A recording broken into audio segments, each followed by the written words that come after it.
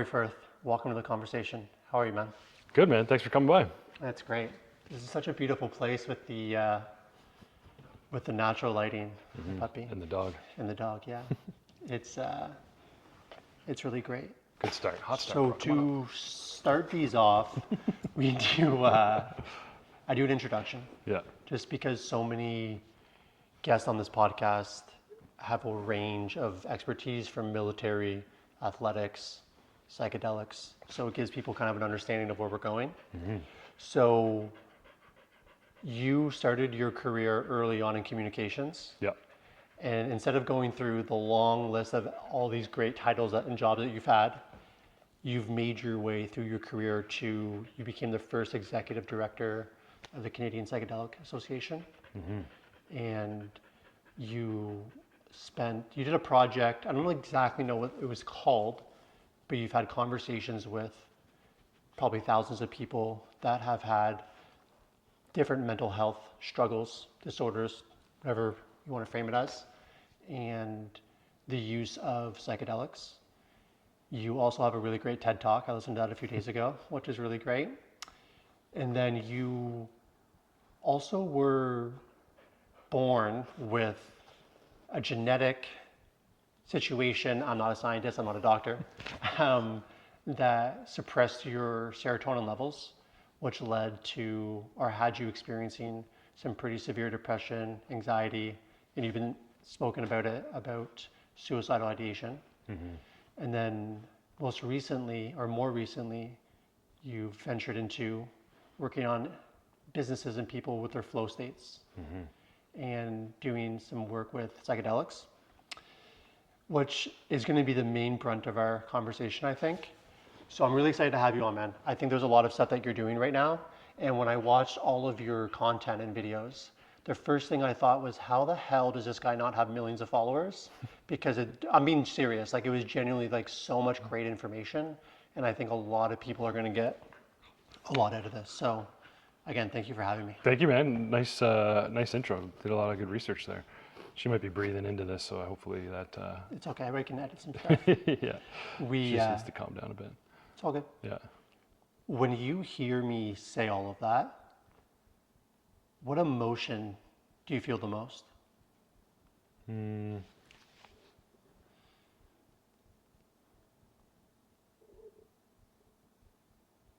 Excitement, I think. Yeah, like what's next? What else? You know? Got it. Like this is just all starting.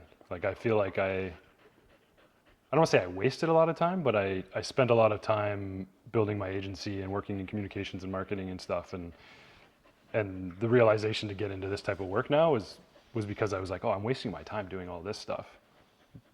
Basically propping up consumerism and capitalism, which I'm not against capitalism, by the way, but like the over consumption of things in our world, I was participating in that a lot, fueling it in a lot of ways. And the attention economy that we're stuck in now, where everybody's eyeballs are basically dollar signs for big business.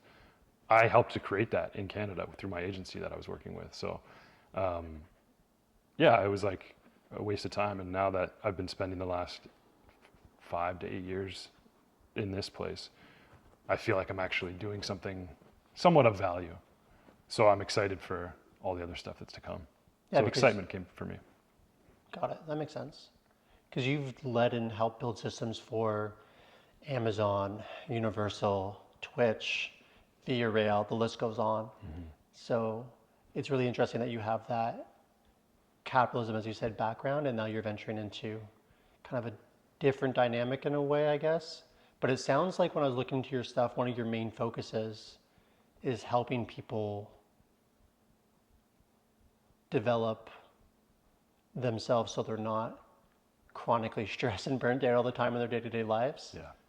And I know that you are a big proponent of screen time. I think I heard that come up a lot in your presentations. Yeah. So so people can hire you, or businesses can hire you to help them structure let's go individual. They can structure their day in life better, or? Yeah, to a certain degree, yeah. So the the coaching, I'm just gonna move her. You can edit this, hopefully. Come on, bro. It's all good. Come this way. Let's go. Get up here. I should go away for now. Yeah, so on the individual coaching side, what I do is I help people. Usually I refer to these individuals that I work with as like high capacity people. They're people that take on a lot of responsibility, have a lot of expectations on them. They like that though. They like the responsibility. They put that in their life for a reason. They want to be of value to other people, let's say. But the old way of doing that is born from like the Industrial Revolution, essentially. It's like punch the clock, like squeeze all the time you have, like no rest, just like go, go, go, go, go. And now, you introduce social media and everybody sharing, their top 10 highlight reel. They create another level of false identity or false expectations for themselves that make them even more, I would say, stressed and burnt out, because now they're chasing something outside of them, on top of all the other things that they've put on themselves, and they don't have a way back. And I'm not saying like, let's go back pre-industrial revolution, but let's take some of that stuff and bring it forward, and let's let go of some of the other stuff that we've kind of put into our society, into our culture, and into our lives. Things like just screen time. Like, I mean, the averages that are like reported are people are spending around 5.5 hours a day on their phone. But the people that I see are like 8, 9, 10. And I would say the average is actually way higher than 5.5. But if you break that down, I can break it down like, in many different ways. But if you were to spend 5.5 hours on your phone a day, that's almost 2 days a week. And if you break that down, that's almost a quarter of your year.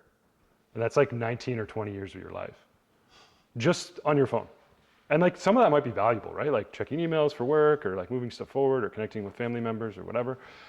But let's be honest, if you really look at your screen use time, which is one of the things I do with a lot of the people I work with, is I look at like, let's look at what you're doing on your phone, because your phone is tracking your time all day long.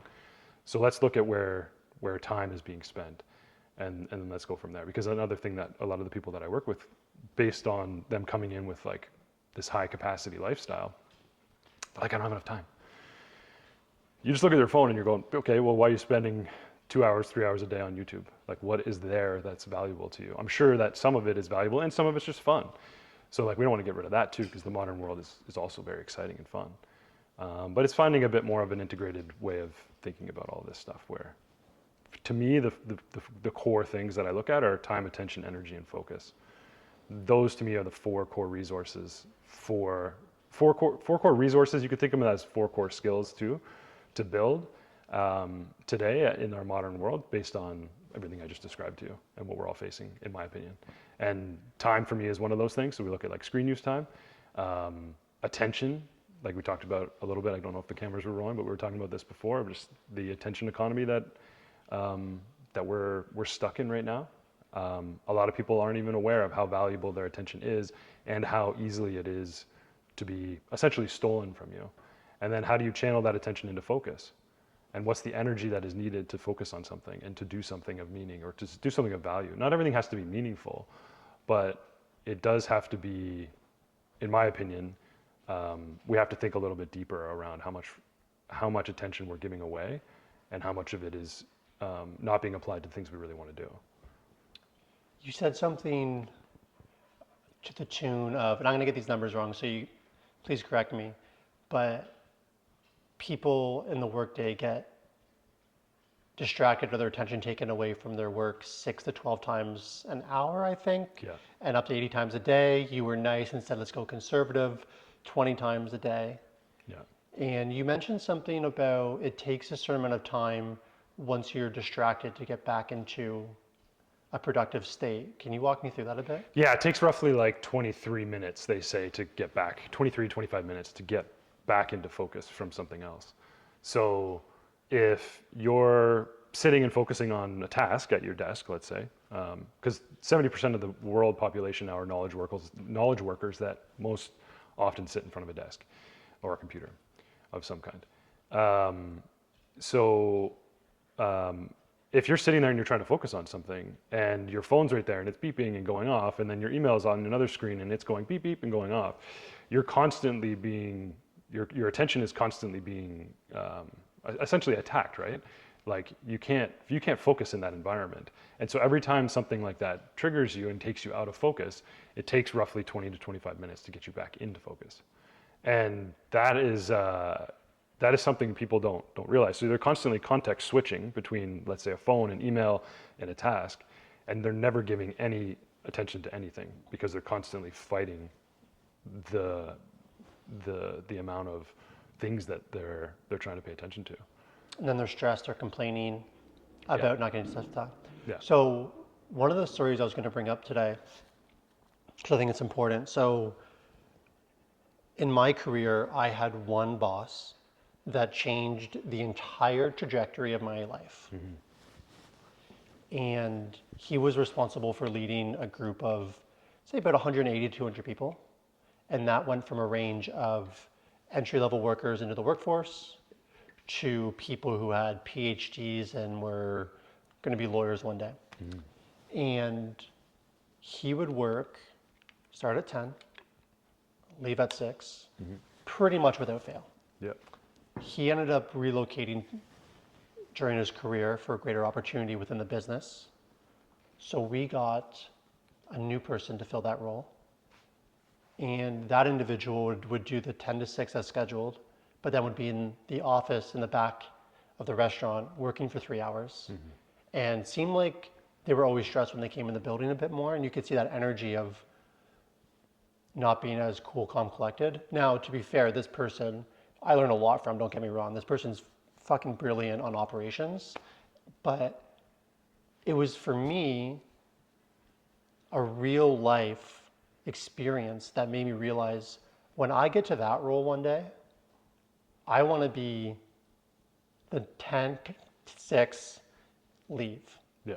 And one thing that I noticed about this individual was from my first interview, I forget the exact time, but just say it was 3 p.m. I remember sitting there, I'm nervous, I got my suit on, and he comes around the corner, it's 2:59, it strikes 3, and he introduces himself to me. And I said, are you always like that on time? He goes, I try to be very calendared and on time.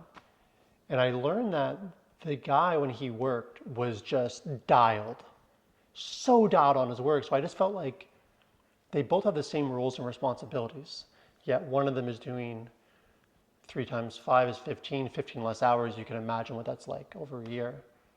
And he just seemed happier in life, wife, kids. And I think one of the biggest things is what you just alluded to or are working on a lot is the attention and detail. He was never checking his phone. When we were in one-on-ones, his phone was never on the table. He was locked. Like, he listened to everything. And then months later, he could recite things from our conversations without having to go check his notes. So I'm kind of rambling now, but it seemed like he just had everything so dialed through being present and focused that he was absorbing more and just getting way more done. Does that make sense? 100%. Yeah. I mean, we glorify hustle culture in our world, right? Like, grind it out, work.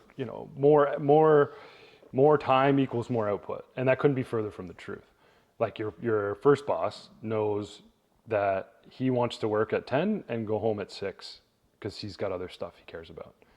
So how can we set up that time so that he gets everything he needs to get done, so he doesn't have to worry about it, so he can go and live his life?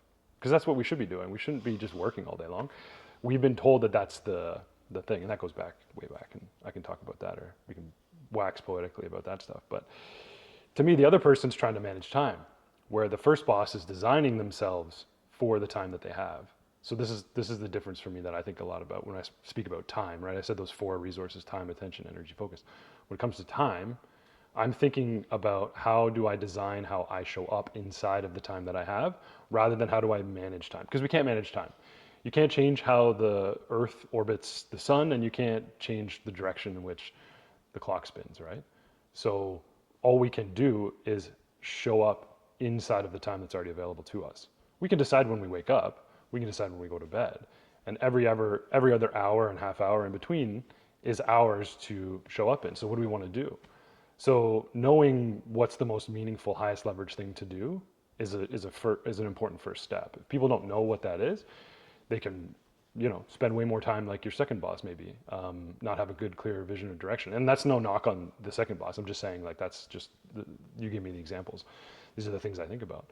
So it's not just how we design ourselves. It's not just how we think about time. It's what are we going to focus on? What are we going to channel our attention into so that focus can be used to get that highest leverage thing done in the shortest amount of time possible. That should be the goal for everybody. Do less, do more in less time, essentially, but not out of like hustle and grit, out of smarts. Like the idea, I really love the concept of minimum effective dose. I don't remember who came up with it. I heard it from Tim Ferriss a way back, I think in his 4-Hour Workweek book, which I really like. I don't know if he made it up or if someone else did, but it's the idea of like minimum amount of effort, maximum amount of results. That should be everybody's goal. What's the minimum amount that I could do to get the maximum amount of results? That doesn't mean that it's not going to be challenging or hard or worthy. It's just, why would I waste my time? Do you know what I mean? Yeah, it's interesting you say that because I'm very familiar with that term for all my years coaching powerlifting. And with training models, when you looked at volume of training, Right. there's MRV as well, so maximum recoverable volume.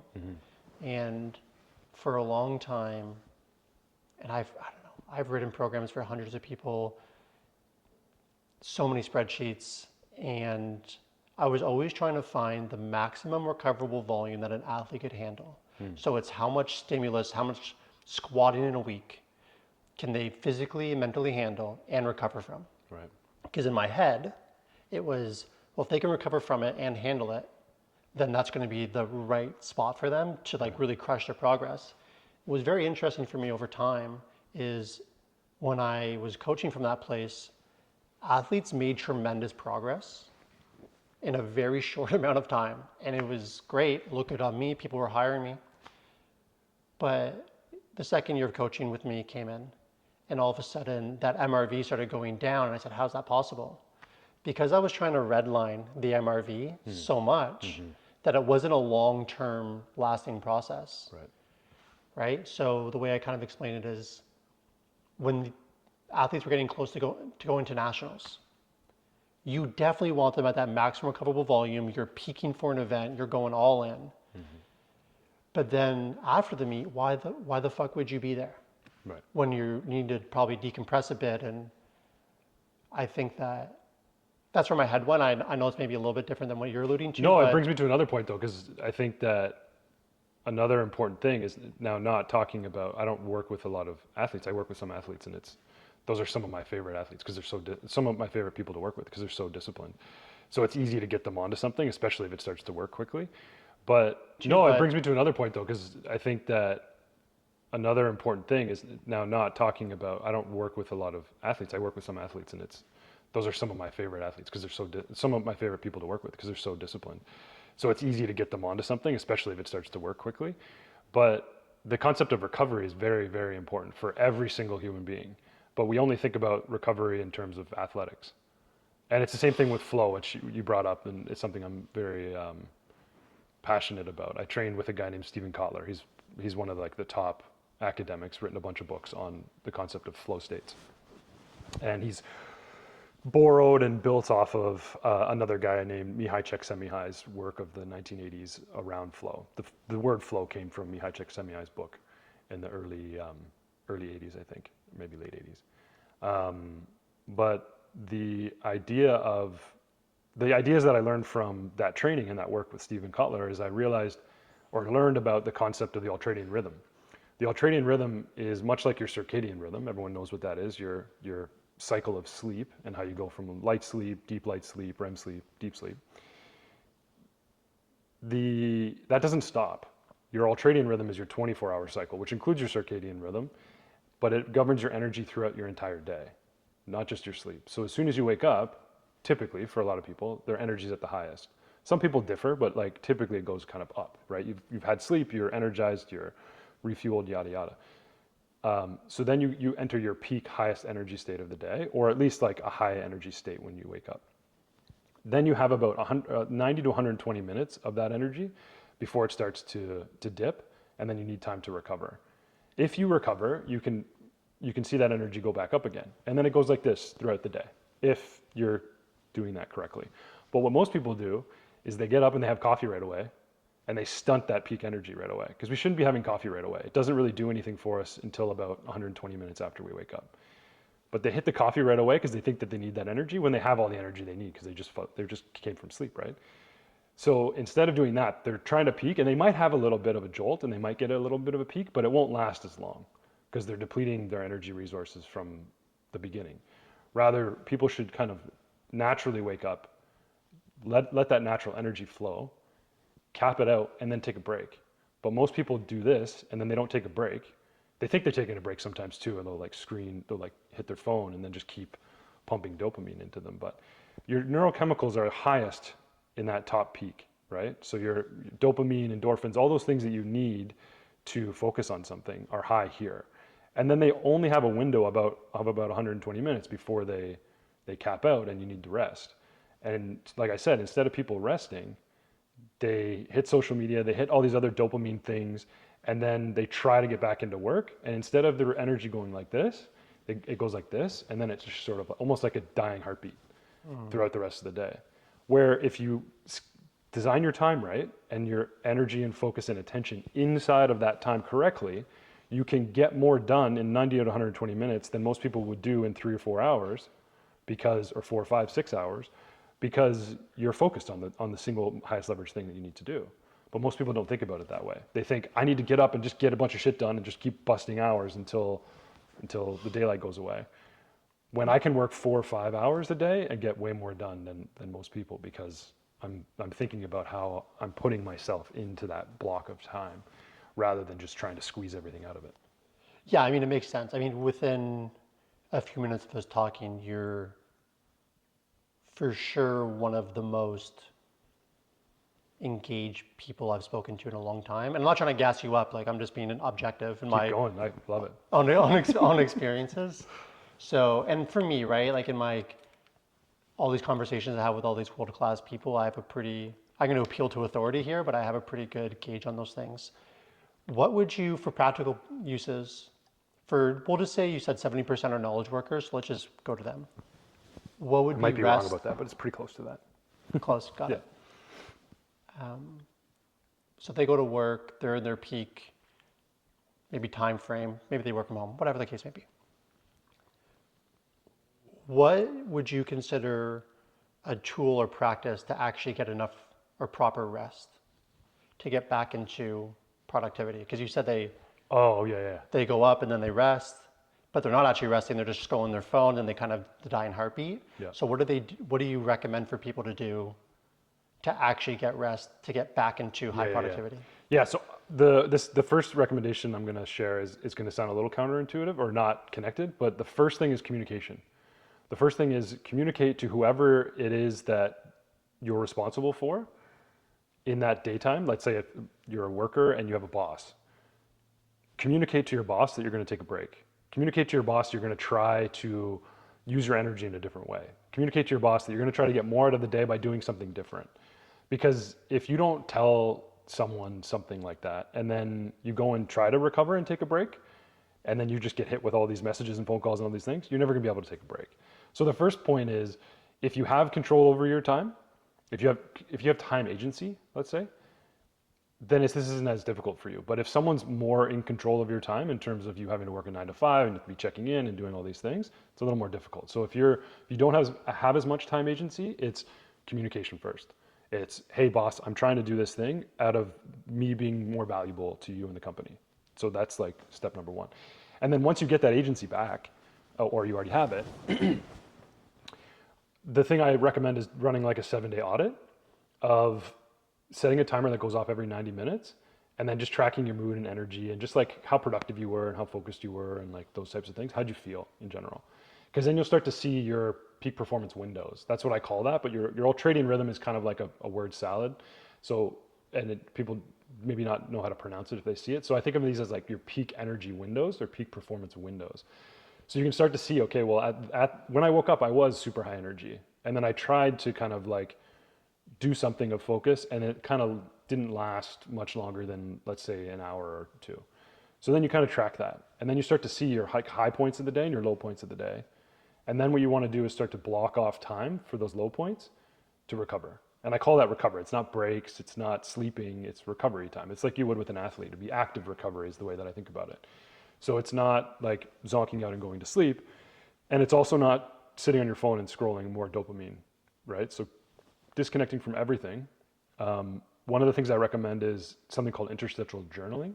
It's the idea of like writing about what you're going to do before you do it, and then write about what you did once you're done it. Because it clears the cognitive load so you can actually let go. So you write before you're going to do, let's say I'm going to do like a 90-minute deep work session on something. I write, okay, I'm going to do all this stuff, type of stuff. There's like a more structured way you could do it that would be most effective, but let's just say I'm going to write about what I'm going to do. I do the thing, I need to rest. I then pull the journal out again and I write, here's what I did. And then here's what I'm going to do next too. And I'm going to go take a break. Because then you can actually fully disconnect because you know, I did this, I'm going to do this next, now I have nothing to do. Where most people go from this to this to this to this to this to this to this, and they never take a break to shut off. But when you shut off the brain and the nervous system from the focus and from the high energy cortisol state, maybe high dopamine state, then what you do is you rebalance those neurochemicals. So we need like serotonin and oxytocin, and we need like delta brainwave frequencies to wash over our system so that we can recalibrate things like endorphins and dopamine and nitric oxide that help us to really focus on things. So tactical things that you can do are like go for a walk, do some breath work. There's something called non-sleep deep rest, which is yoga nidra, is like the classic term for it, but Andrew Huberman has kind of taken that and called it non-sleep deep rest. And he has a 10 or 15 minute little meditation on Spotify that I recommend everyone. It's free, it's right there. And that's one of those tools that can help to kind of rebalance the nervous system, recalibrate the neurochemicals, and balance out the brain frequencies. Because that's another element that a lot of people don't realize is we have these frequency states throughout the day, and we have ways to optimize them. Yeah, that's great. There's two things that my head went to, and one of them was Cal Newport. And one thing I took from him was closing loops. Yeah. Which sounds very similar to what you were saying. And I remember I was developing this brilliant lady, and she was going into the role that I was in my career, and she would always be pretty stressed about work when she wasn't working. And foolishly of me, I never taught her about closing loops until that moment. But then she would send me an email at the end of her week as the last thing, and the email subject would be closing loops, and it would just be offloading important information for me to know for when I go back to work. Has a huge, and she reported that she had a huge impact on that just by closing loops. So that's one thing that I heard from that for sure, is that kind of... Yeah, I have a list of open loops with me all the time. Yeah. In I have a tool that I built that I use to manage my day to day and keep me focused on where I'm going. And one of the columns is open loops. And I try to not have any more than 4 at a time. Mostly they're empty. And by the end of the week, I try to empty them all. But there's just certain things, like if a contract isn't being signed yet or something like that, like I'm not in control of that. So I just keep it there to remind myself to check in on it. But if it's a difficult conversation I have to have with someone, I'll put it in there. Because that's the thing that I just think of it, having an open loop increases my cognitive load. More open loops increases my cognitive load. One open loop that I think is funny, and it might seem off direction, but Tupperware drawer. The Tupperware drawer in almost everybody's house is a nightmare. It's a mess.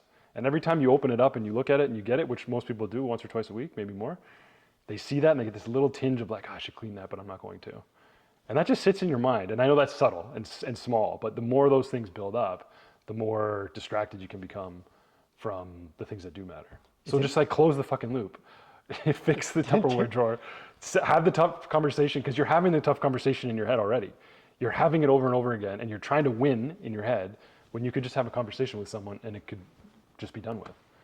It's funny how the open loop stuff works almost the same way in relationship dynamics as a Tupperware container in your house. And it was interesting. So I worked for a company where I had that really great boss, and I was 27 at the time. It's the only place I've ever worked to that point where my boss and boss's bosses would talk to me about relationships. And I was like, we're just serving food and drinks here. Like, what are we talking about? Yeah. And it's interesting because I had experiences working at very large restaurants prior to that, the manager roles. And it was interesting because there were 6 managers on the team. It was a really, really, really big restaurant. And we all had resentment for certain behaviors and actions, and we held on to that. And that started showing up in our day to day, and not acutely. You're at work, you're not going to, yell or anything, but it would just bleed. Yeah. But then in this new company I worked at, I would go to my boss at the time. I'll just say his name. His name is James. And I would go to him. And it's like, oh, Sally, like this happened. It stressed me out. Like she made this call and I don't agree with that. He would always say the same fucking thing. He would say, he would be like, not in a condescending way. He'd be like, how'd that conversation go? Well, what do you mean? Yeah. Well, you didn't talk to Sally about that? It's like, no. And then he would start implanting the word relationship in my head so much that I was almost not frustrated at him, but frustrated of not understanding it fully. And I think a concept that really changed my life was getting complete on things with people. Closing the loop. Closing the loop, yeah. Getting complete on things, closing the loop. And it's crazy in the workplace. So I had one of my mentors that I had at that company, she got GM of the Year, just on a different level of leadership than probably I'll ever have. And I asked her one day, I said, what happens like when your boss does something, makes a decision that really frustrates you? And she said one sentence that just changed so much for me in my life, and it was, I remove the story and go to the source. Mm-hmm. So when I hear you talking about this, that's where my head went as well, whether it's relationships or type of work containers. Oh, I could talk about this forever, dude. This is like very exciting to me. This is like been probably one of the bigger things in terms of unlock for my well-being, like or stress, for example, the whole story concept. But I want to talk about the resentment thing first. Someone gave me an analogy years ago that I always think about for the same reason that you're talking about it. But resentment is the silent killer of all relationships. But it's also the silent killer of your ability to focus too, because like you said, it just builds up and it just causes you to like be distracted. You can't focus on something when you're pissed off at Sally for whatever she did, right? So like you might be going through the motions of whatever you're doing, but you're not like doing it to the highest level you could because you're thinking too much and you're having this argument in your head. You're like, fucking Sally, like I should have said this or whatever. We always win the argument later, right? We never win it in the moment. We never say the thing we want to say. We always have, oh fuck, I should have said that. But resentment is a silent killer of all relationships. So the way that I think about resentment now in my personal relationships and in my work is any form of resentment, anything that goes unsaid that feels negative or conflicting or challenging, anything that happens, you lay a piece of paper on the pile. And every time that could be spoken and goes unspoken, another piece of paper gets put on the pile. And then every time something new happens that creates for more resentment, another piece and another piece and another piece and another piece. And then eventually in a personal relationship, it's like you did the dishes the wrong way. Poof, all that paper goes off and it's a huge argument and this is a whole blow up situation. Same thing can happen in a work relationship as well, right? But the more you remove the paper, the more you have no paper, the much more free you can be to focus, to feel connected to somebody, to be able to grow, to be able to pay attention to whatever, because you don't have that big pile of paper building up in your mind or in your body, in your nervous system, because you're in a fight or flight mode when Sally pisses you off. 100%. You're probably in fight mode. You probably want to just, whatever, or you're in fawn or whatever. It doesn't matter, but you're in a negative state. And the more you can let go of those things, the better. And then, like the story thing is transformational. Like the idea of basically like the way that I think about it is the reason our mind creates stories is to keep us safe. Almost always. Like if you look back on any story that's in your mind that isn't real, look at it and ask like, what am I trying to be? What am I afraid of here? That's what I always end up looking at, because I always think of it as like the monkey mind. You could call it the ego. The ego's role, the monkey mind's role, is to keep us safe. Evolutionarily, it was like there could be a cougar outside of the cave type thing, right? It's like I'm always having to think ahead to avoid danger. But we live in a pretty safe pretty comfortable, for the most part, most of us, right, that would be listening to this, I would guess, live in a pretty safe, comfortable environment. But yet they're still going through what's safe, what should I be afraid of, what should I look out for, where's the danger?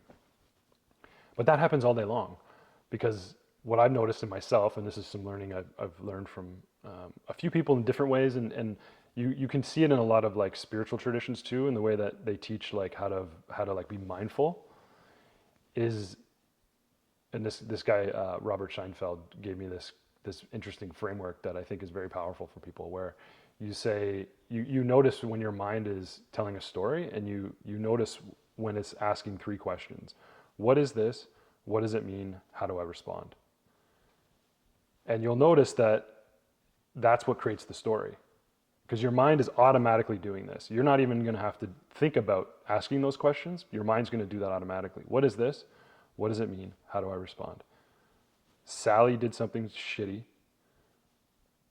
It's going to cause problems for me or the company or whatever. I need to do this. But really, you don't know any of those things are really real, because Sally just did this thing. Sally just did something. But you layered in the consequences or the judgment of whatever it was that she did, right? You judged her for what she did, and she said this or this or this.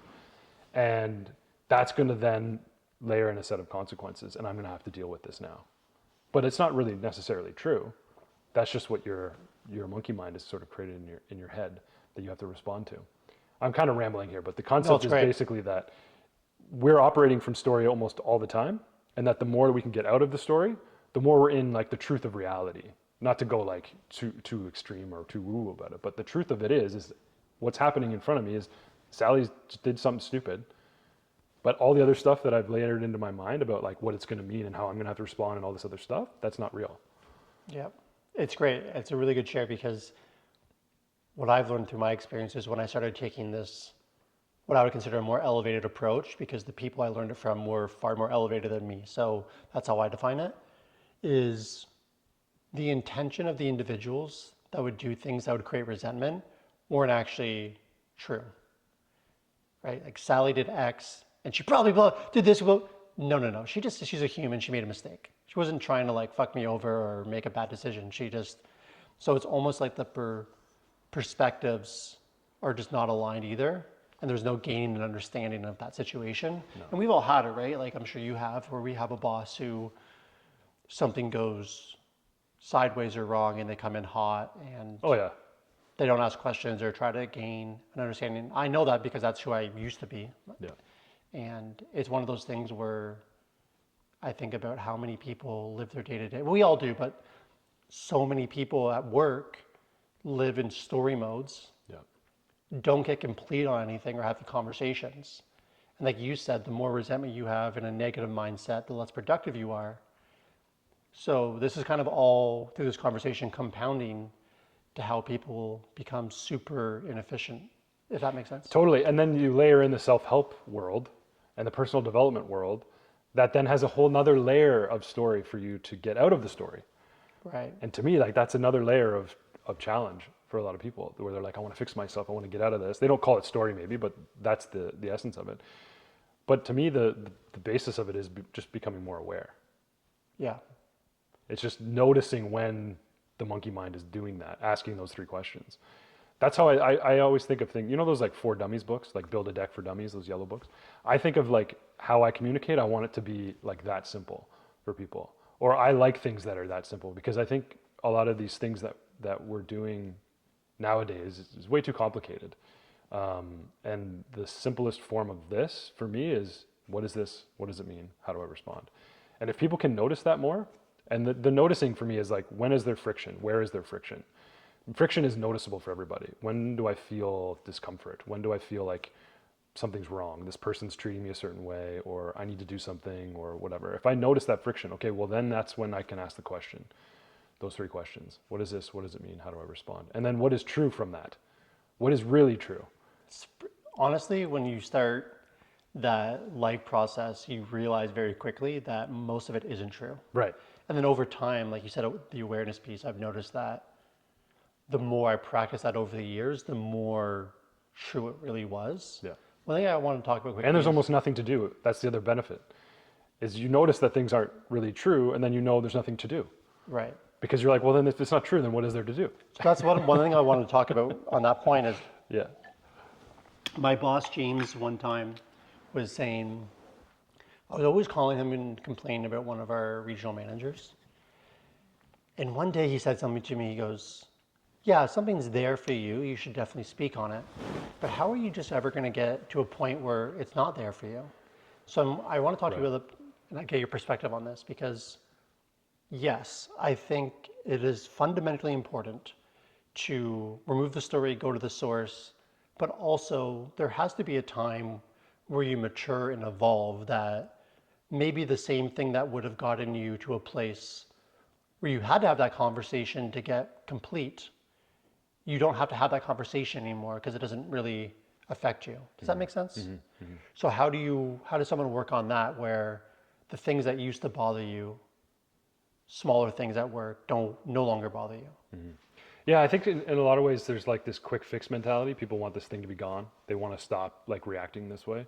They want this thing to stop happening to them. And I think like a more like integrated and healthier, more balanced way of or mindset to have is like slow is smooth and smooth is fast. And build the skills. I think of all this stuff as skills. All of this is just like emotional, nervous system, human skill building. Happiness is a skill. Being able to channel your focus is a skill. Like all this stuff is just skills. So being able to like shut the story down, that's a skill, but it takes awareness, right? And then it also takes responding instead of reacting. So Sally does this thing. Ah, fuck. Reacting. Sally does this thing. Oh, what is this? What does it mean? How to respond? Oh, that's interesting. Instead of reacting right away, it's, oh, that's interesting. And then you either choose to respond or don't, but you're responding now instead of reacting. So it's skill building. And that takes time. Yeah. And so I think like one of the things that's very important for a lot of people is to understand the way their mind speaks to them. Some people don't have this. Some people don't have the inner narrator. I forget those people. I forget there's a name for them. That's fucking psycho. I heard about that as well. Yeah. That's insane to me because I don't know anyone. I Anyways, would love that. That'd be amazing. me too. But most people do have that.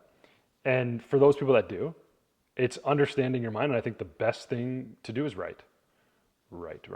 Journal, write. Whatever you want to call it, just write. Write down your thoughts. That, like the interstitial journaling thing I mentioned before, is a powerful way to clear the cognitive clutter. But writing about how your body feels, about your emotions, about the stories in your mind, about things that are really causing you pain and trouble, and just writing without any expectation, not like I'm going to write about this and then I'm going to write about that and I'm going to write about that. Stream of consciousness writing is what it's called. So just write. And what does your mind want to say to you as you're writing? Because as I'm moving my hand, I can start to realize like I'm not really the one moving my hand. Where do those ideas come from? Where do those words come from in my mind? Where is the narrator? Who is the narrator? Understanding those things are very, very, I mean, all the classic spiritual teachings teach that, right? The Buddhists teach like the mind behind the mind, right? It's like, what is that for you? Everyone has like a different sound in their mind, but I think the process is very much the same. So spending time writing about what is up there is so freeing for a lot of people. Yeah, that's a good practice. I can see that working very well. Because it felt for me, the more that I got complete on things and processed it over time, the less things bothered me, right? Yeah. So a simple example is I used to get mad in traffic and now I couldn't be bothered if someone cuts me off. But it's like subconscious for me. I don't have to actively think about not being upset about it. Yeah. So it's almost like you said, a skill or like neuroplasticity or building better connections. I'm not a scientist, but like doing a bicep curl over time, you get stronger at it. Yeah. So I find, one of my Practice. This is a skill. That's what I'm saying. It's a skill. That's it. one of the most fascinating subset of people that I spend a lot of time listening to are tier 1 military operators.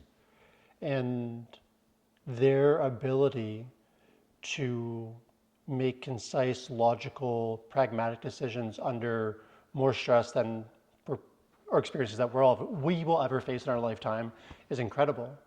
But when you listen to these guys on long form podcasts, they didn't wake up like that. They didn't, or were born like that. Right. Yeah. They developed it through, lots of really intense training and stress tests and practice and, Yeah, one of my friends who's on this series is a retired JTF2 guy. And we met randomly at a gym, super lucky of me, and we started training together. And I found out later on that who he was. But he was saying that they do CQB training, so they set up mock houses that they would be raiding, just say in Iraq as an example. And every day they would just practice going through that house, clearing that house, taking the hostage, clearing that house. And so when you said, like, when you're actually in those situations in real life, you've done that skill so many times that you're able to be present and you're not allowing all these stories and stresses to make your performance go down. Because you obviously in that situation, you literally can't afford to. Yeah, I think about it like, you talk about like these special forces guys, like their discipline is insane, but their ability to let go is also insane. Right. Which is something that I think a lot of people don't think about, because they're not there going, my discipline has to be here. I need to do this thing now. Now's the time, because that wouldn't be them being able to do what they're training to do, right? They're training to be able to let go. So in the moment they know what to do. So it's this equal balance of discipline and surrender that I think about a lot. And that's one of the unique things with flow too, is when you prepare and let go, you drop right into flow effortlessly. And flow is this beautiful experience, absent of time, absent of self-consciousness, where you're not judging yourself for doing the thing. Your body's just moving fluidly because you know what to do. You've done it before. It's the same thing with emotional processing too. It's just not a physical thing. I think it's a linguistic thing that we then tag onto a sensation in our body. Right. Like the way that I think about it is like, our thoughts are basically, this is another Robert Scheinfeld thing. Our thoughts are basically an image, a video, or a voice. And then our feelings are basically just a movement of energy in the body. You can feel energy moving in the body. And emotion is when you tag a thought with a movement of energy, and we label it as something.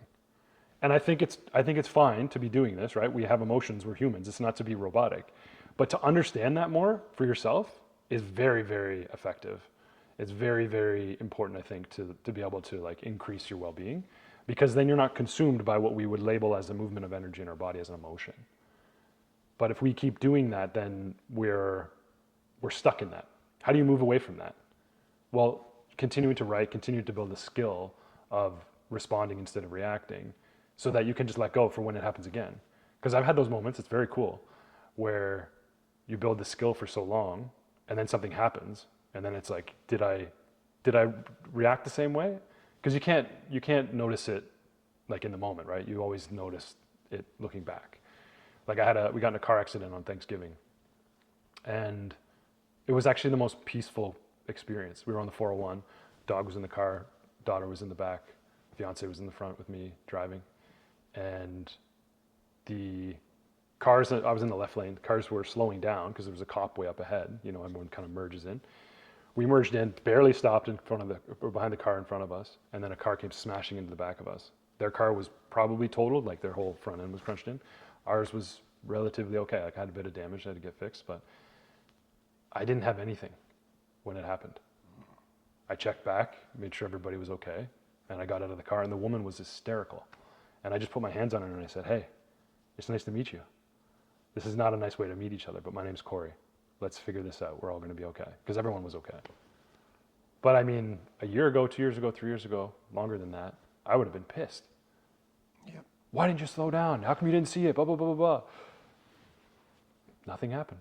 We were out of there. I was out of there in an hour. She was probably stuck for a while because her car couldn't move. Car was fixed. In fact, I got to drive a Mustang for a couple of weeks, which was pretty awesome. My daughter loved that. So it's like, it is like life is going to just present you these things. It's our monkey mind's way of articulating it, telling a story about it that creates the friction and the struggle and the suffering, in my opinion. Naval has a really great quote, and he says, it's not peace of mind, it's peace from mind. And Naval's my favorite philosopher. Love that guy and his work. But it's kind of like the idea of mindfulness. Right. Like mindfulness, I don't really want my mind to be any more full than it is. Exactly. It's interesting how like the play on words and subtle switches can change the trajectory of the meaning. Yeah. And it's something that, I mean, you use the car accident story, but It's something that I've experienced in my life where I used to, when I grew up, like I got in trouble. I've been arrested. I wasn't guilty, but I've been in some crazy situations in my life, brawls outside of nightclubs, the list goes on. And now I'm someone who I think if you did a focus group with the people that I've led in more recent time, would say that I'm probably the most even-minded boss they've ever had. And the reason why I say that is because, and I'm very vocal about that, is not from a place of ego, because I like to tie in that I used to be fucking insane. Like literally get out of my car in traffic. And I can promise people that being on this side of things is a 10 times better life. Mm-hmm. It's so much better. And there's one time at the restaurant, some guy was going crazy, drunken, and he swung a punch and barely, like, kind of scraped me a little bit. Didn't hurt, like just like a brush. Yeah. And security came in from the mall, they sent him out. And one of the other managers I was developing, who's younger in their career, comes up to me. And I was like, yeah, so if you want, we can just move that table over there and set this up. And she goes, are you human right now? And it's not to brag, I'm not a Navy SEAL by any means, but that was a skill that I've developed. And because I've had such a wide range of temperament in my life, I tell people these stories because I want to reference to them. It is possible. Because you sitting there right now are not nearly as crazy or as angry or tempered as I used to be, so you can get there. And I think being even-minded is just a weapon. Like you said, it's not, the one I liked that you said a lot was the letting go part. And I think in that car accident, that's kind of what you did, right? Yeah, you can't do anything else. Like this is the part that I think is very important when we glorify discipline, we glorify willpower, but do we really have a lot of willpower? I don't know. So why rely on that when you can rely on environment? And how do you build a positive environment? Is practice. Like a positive environment in the mind. I go in the mind. It's not actually where the mind is, but we always go up here because that's where the little voice is often, or that's where we hear it. Building a positive environment there is about building the skill. And how do you do that best? I think writing is the best. I mean, I can talk about psychedelics. I can talk about all these other like transformational disciplines, but those aren't necessarily for everybody. And I'm on the fence a little bit more lately about like, does everyone need that like complete like gut punch, shake up the snow globe kind of experience to go from like what you said, your temperament to this temperament? Because I was the same way. I was a raging kid in different ways. Like not all the time when I was a kid, but like in my teenager years and like young 20s, you know, just was like built up tension. Do all those kids need that eventually? Like when they get older, they need these big like life or death type experiences? Not that psychedelics are life or death, but they present you with like life and death in ways. So like, do you really need all that? Or is there other ways to do it? I think like fundamentals writing is just like on another level for someone. And it's there's no teaching it. You just write. What's in your head? Right. Write and write and write. And when there's nothing there, just write blank. Write the word blank.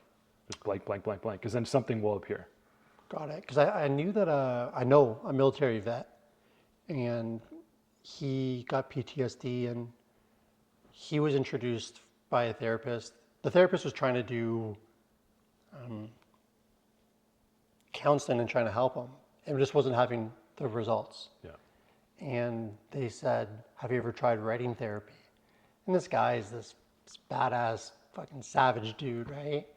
And he thought it was ridiculous. Yeah. And he started every day just writing his thoughts down. And that actually had way more impact for him. I'm not saying that this is an advice for everyone. Yeah. But for him, writing was a way better modality for him to help his healing process than speaking to a therapist. Yeah. Yeah, and I love therapists too. My fiance is going through to be a therapist actually right now. So I'm not going to poo-poo on therapy either. But when you're doing that, you're outsourcing it. That's great to get a sparring partner and to help someone like navigate. What does that thought mean? Where does it come from? All that kind of stuff. They can ask good questions and direct it. But when you're writing yourself, there's like so much more like authorship, literally agency, autonomy over, I'm noticing these things for myself. It's more empowering, I think. Now you can supplement and you can like stack therapy with that, and it's super, super valuable. But there's nothing like trying to understand yourself better than writing, in my opinion.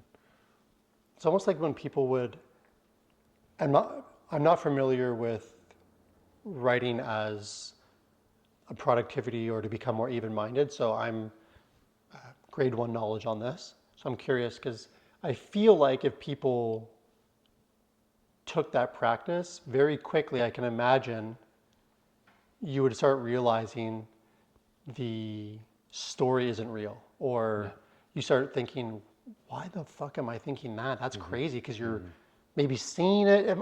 Again, I'm not an expert on this because how I became more even-minded was a different way. There's many different roads to get to the same place.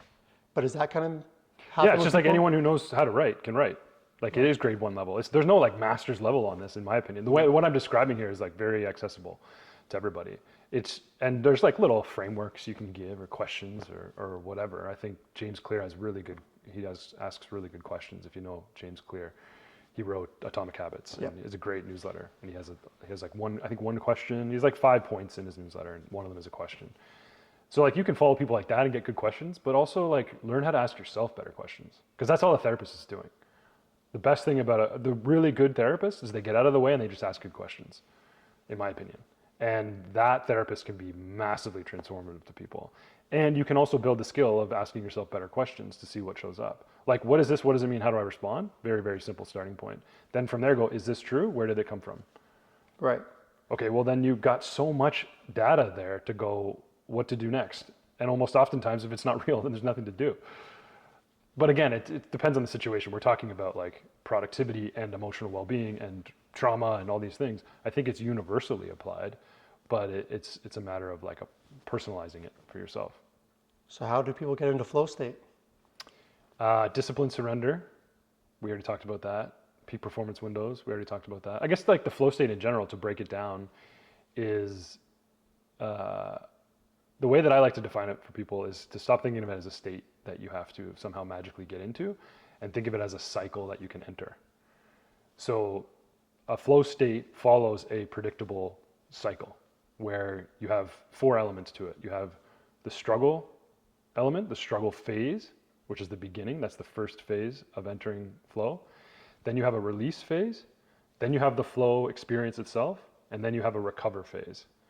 And you need the recover phase in order to be able to go through the cycle again. So I'll talk about that a little bit. But the first step is the struggle phase. Everybody knows what this is like. If you have to sit down and focus on something and pay attention for a long period of time on something, it's very hard in the beginning. And that's important. Our brains need that challenge to get us to flow. But a lot of people give up there. What happens there is you're in like a beta brainwave pattern state, and usually like cortisol and norepinephrine is kind of high in that state, because you're trying to focus on this, but you can't get your to-do list out of your head. You can't get the argument you had with Sally out of your head. Whatever it may be, you can't focus. So you're like, I can't focus. I can't do this. I'm trying to do this, but this is all kind of over here. And the more you keep directing your attention towards that focus, the more those things will shut down, and the more you'll enter into the release phase. And the release phase is where nitric oxide takes over, and you enter more of an alpha state. Or sorry, I got that in reverse, alpha then beta. And in that state is when you start to release that argument with Sally, the to-do list, whatever you're doing next, whatever you did before, all of that stuff, you're letting go of all of that. And that's what helps you move into flow. And in flow is this absence of self-consciousness. You're not thinking about what you're doing, how you're doing it, when you're doing it, or what's happening outside of you. You're immersed in the present moment. You're focused. Focus is just being present. Flow is just being present. Not being self-aware or self-conscious, or conscious of time either. Time goes away. And then you're in that state for however long. Some people can focus for, let's say, up to 3 hours at a time. Some people tell themselves they can't focus that long. It's a whole other thing. There's a story on top of that keeps them from focusing too. But anyways, once you're into flow, then it's available to you for a certain period of time before you need to recover those neurochemicals and those brainwave patterns so that you can enter the cycle again. And like I said, if you follow the peak performance windows or peak energy windows, you'll see that 90 to 120 minutes is sort of around the length of what a lot of people can focus their attention on or experience flow for that amount of time. So when you start to understand those peak energy windows, and you understand how to manipulate or move through the flow cycle, you can enter flow quicker and sustain it longer and need less recovery over time. so that you can oscillate through those peak energy windows. And when you have the highest level of energy, you can channel flow through that to do your highest leverage thing. Highest leverage thing also being not just work, because there's another layer to it, is its presence with people. So it's a hobby, it's hanging out with your kids, it's hanging out with your wife, it's doing important work, whatever that may be, being connected to the people you're training or teaching in your work, whatever that is. Flow is useful for all of those things. It's not just about channeling your attention and focusing on getting a piece of work done or, doing something successful in a sport. It's universally applied to everything, in my opinion. Do you remember Guitar Hero from back in Oh the day? yeah. Yeah. I don't know as much about flow state as you do, but when I explain it to people, I say, watch the videos where the guy does like the hardest level of Yeah. Freebird and crushes it. Yeah. Well, there's a lot to that, right? It's like discipline. Sorry, did you have a question about that? Sorry, no, it's all good. But that gentleman, I forget his name now, who has the record, there's no possible way, factually, that he can do that outer worldly thing without being in the craziest, I don't know if there's levels to it, but he's in a flow state for sure. He has to be. Yeah. And the way I thought about it is, well, I wasn't very good at guitar. I was just average. I just fucked around. But you struggle with it. Like the whole, then you get disciplined because you practice. Like, do you know what I mean? Like you start progressing. Yeah. Because I try to find, you do this, you said this earlier too, is the book for dummies. Yeah. Because I found like the best teachers, like you've done it today, and I've learned a lot from you, is whether it's an analogy. I know one of your videos you used ice hockey. Yeah. But whether it's ice hockey or Guitar Hero, I find like that's a really good way to break it down to help people understand it. Yeah, totally. Because I'm already going to leave this conversation with a lot more knowledge on the struggle, the discipline, the process there. But that's all it really, not really is, because I'm sure it's... No, it is. We need to make it simple. We don't need to Cool. overcomplicate it, I think, because it can be too complicated. And then it's not applicable to most people's lived experience. That's where science and research kind of gets it wrong sometimes, right? They're studying like a small, subset of people, and then they apply that, whatever they said, to like the global, society, and then it doesn't necessarily apply to everybody, and that's difficult. So then, like, how do we make it ordinary for everybody else? Is, I think, through telling these stories and like experimenting with these things. I learned this stuff from Stephen Kotler and the highest level researchers on peak performance and flow states in the world, the highest level neuroscientists. I learned all this stuff from them. That's the training that I took. But I'm not that. I can't speak like that. I can't apply things like that. I'm a for dummies guy. I can just make it simple. So like a thing like, playing hockey or Guitar Hero, to get better at that, if that's the goal, leverage the flow state for that, because the best thing to be able to learn to do something new, build a skill of any kind, like we've been talking about, is to go into deep focus and then to just let go and be in recovery. So build all up those neurochemicals of dopamine, oxytocin, or dopamine, endorphins, cortisol, all those things. Build up that like highly focused state, and then go take a break and walk in the woods or go for a walk somewhere, and you'll notice like your ability to learn is increased in that recovery period. And you'll notice a lot of people, like, their best ideas come to them in the shower. Their best ideas come to them on a walk. Their best ideas come to them when they're not trying to do anything. That's a really good thing for a lot of people that we don't give ourselves that time for anymore, because we can't even take a shit without our phones. So when do we have time for ourselves? When we're not plugging in. So most people don't even have recovery time in the day. And even like a lot of people that are like the highest, like fittest people, maybe not like the highest level athletes because they're regimented in that way, but even just Joe Blows that work a normal job but that are very healthy, they're not giving themselves that time to recover either. So they might look physically healthy, but there could be a whole bunch of other problems down the line on the nervous system and stress and all those other things, because they're doing the same thing. They're busting their ass all day long, kind of focused on this output. Then they're going to the gym and working hard, lifting a bunch of weights, maybe building some muscle, but they're not really taking a break. So they're staying in that high peak stress state. There is a really good study, I forget where it came from, maybe Stanford, but it was of a large amount of people, and they were showing brainwave activity from people when they kind of like start their day, maybe like an hour in and then going for a 20-minute walk, and then their brainwave activities after. And I don't understand the brain like you do, but their like dopamine, their conjugative function, prefrontal cortex, their amygdala, like all of that combined was significantly, I don't know what the word is, better in my layman's terms from just a 15, 20-minute walk. So it's the same kind of thing. That's it. Because they're following their peak performance windows. They're peaking energy and neurochemicals and attention and all that. And then they're taking a break. It's the same with me when working with athletes over the years. Is the phone is crazy to me, because if you're trying to be a high performance athlete, but you're doing some intense training, but in between your sets, you're on your phone, like, it's crazy to me. So I coached one athlete, his name is Jordan Donato. I coached him, but he's the guy who does all the work. He won Nats in 2020. Yeah. He was the highest mental performer I've ever met in my entire life. And I got to witness it on a semi-daily basis, and I'm super grateful for it. But his ability to lock in when he was training was different than I've ever seen in my life. Yeah. He was never on his phone in between sets. He was like staring at a spot on the floor. He would bring his heart rate down to like 70 or 80 in between sets, just like so fucking dialed that you couldn't, if you did this in front of him, he wouldn't even notice. And I find that when we're constantly reaching for those distractions, we're not allowing, like you're saying, and what I'm learning is you're not allowing yourself to recover and rest, because recovery and rest isn't fucking hyperbaric chambers and red light. It's going for a 15-minute walk, having a cool conversation with your friend. Reading a nonfiction book.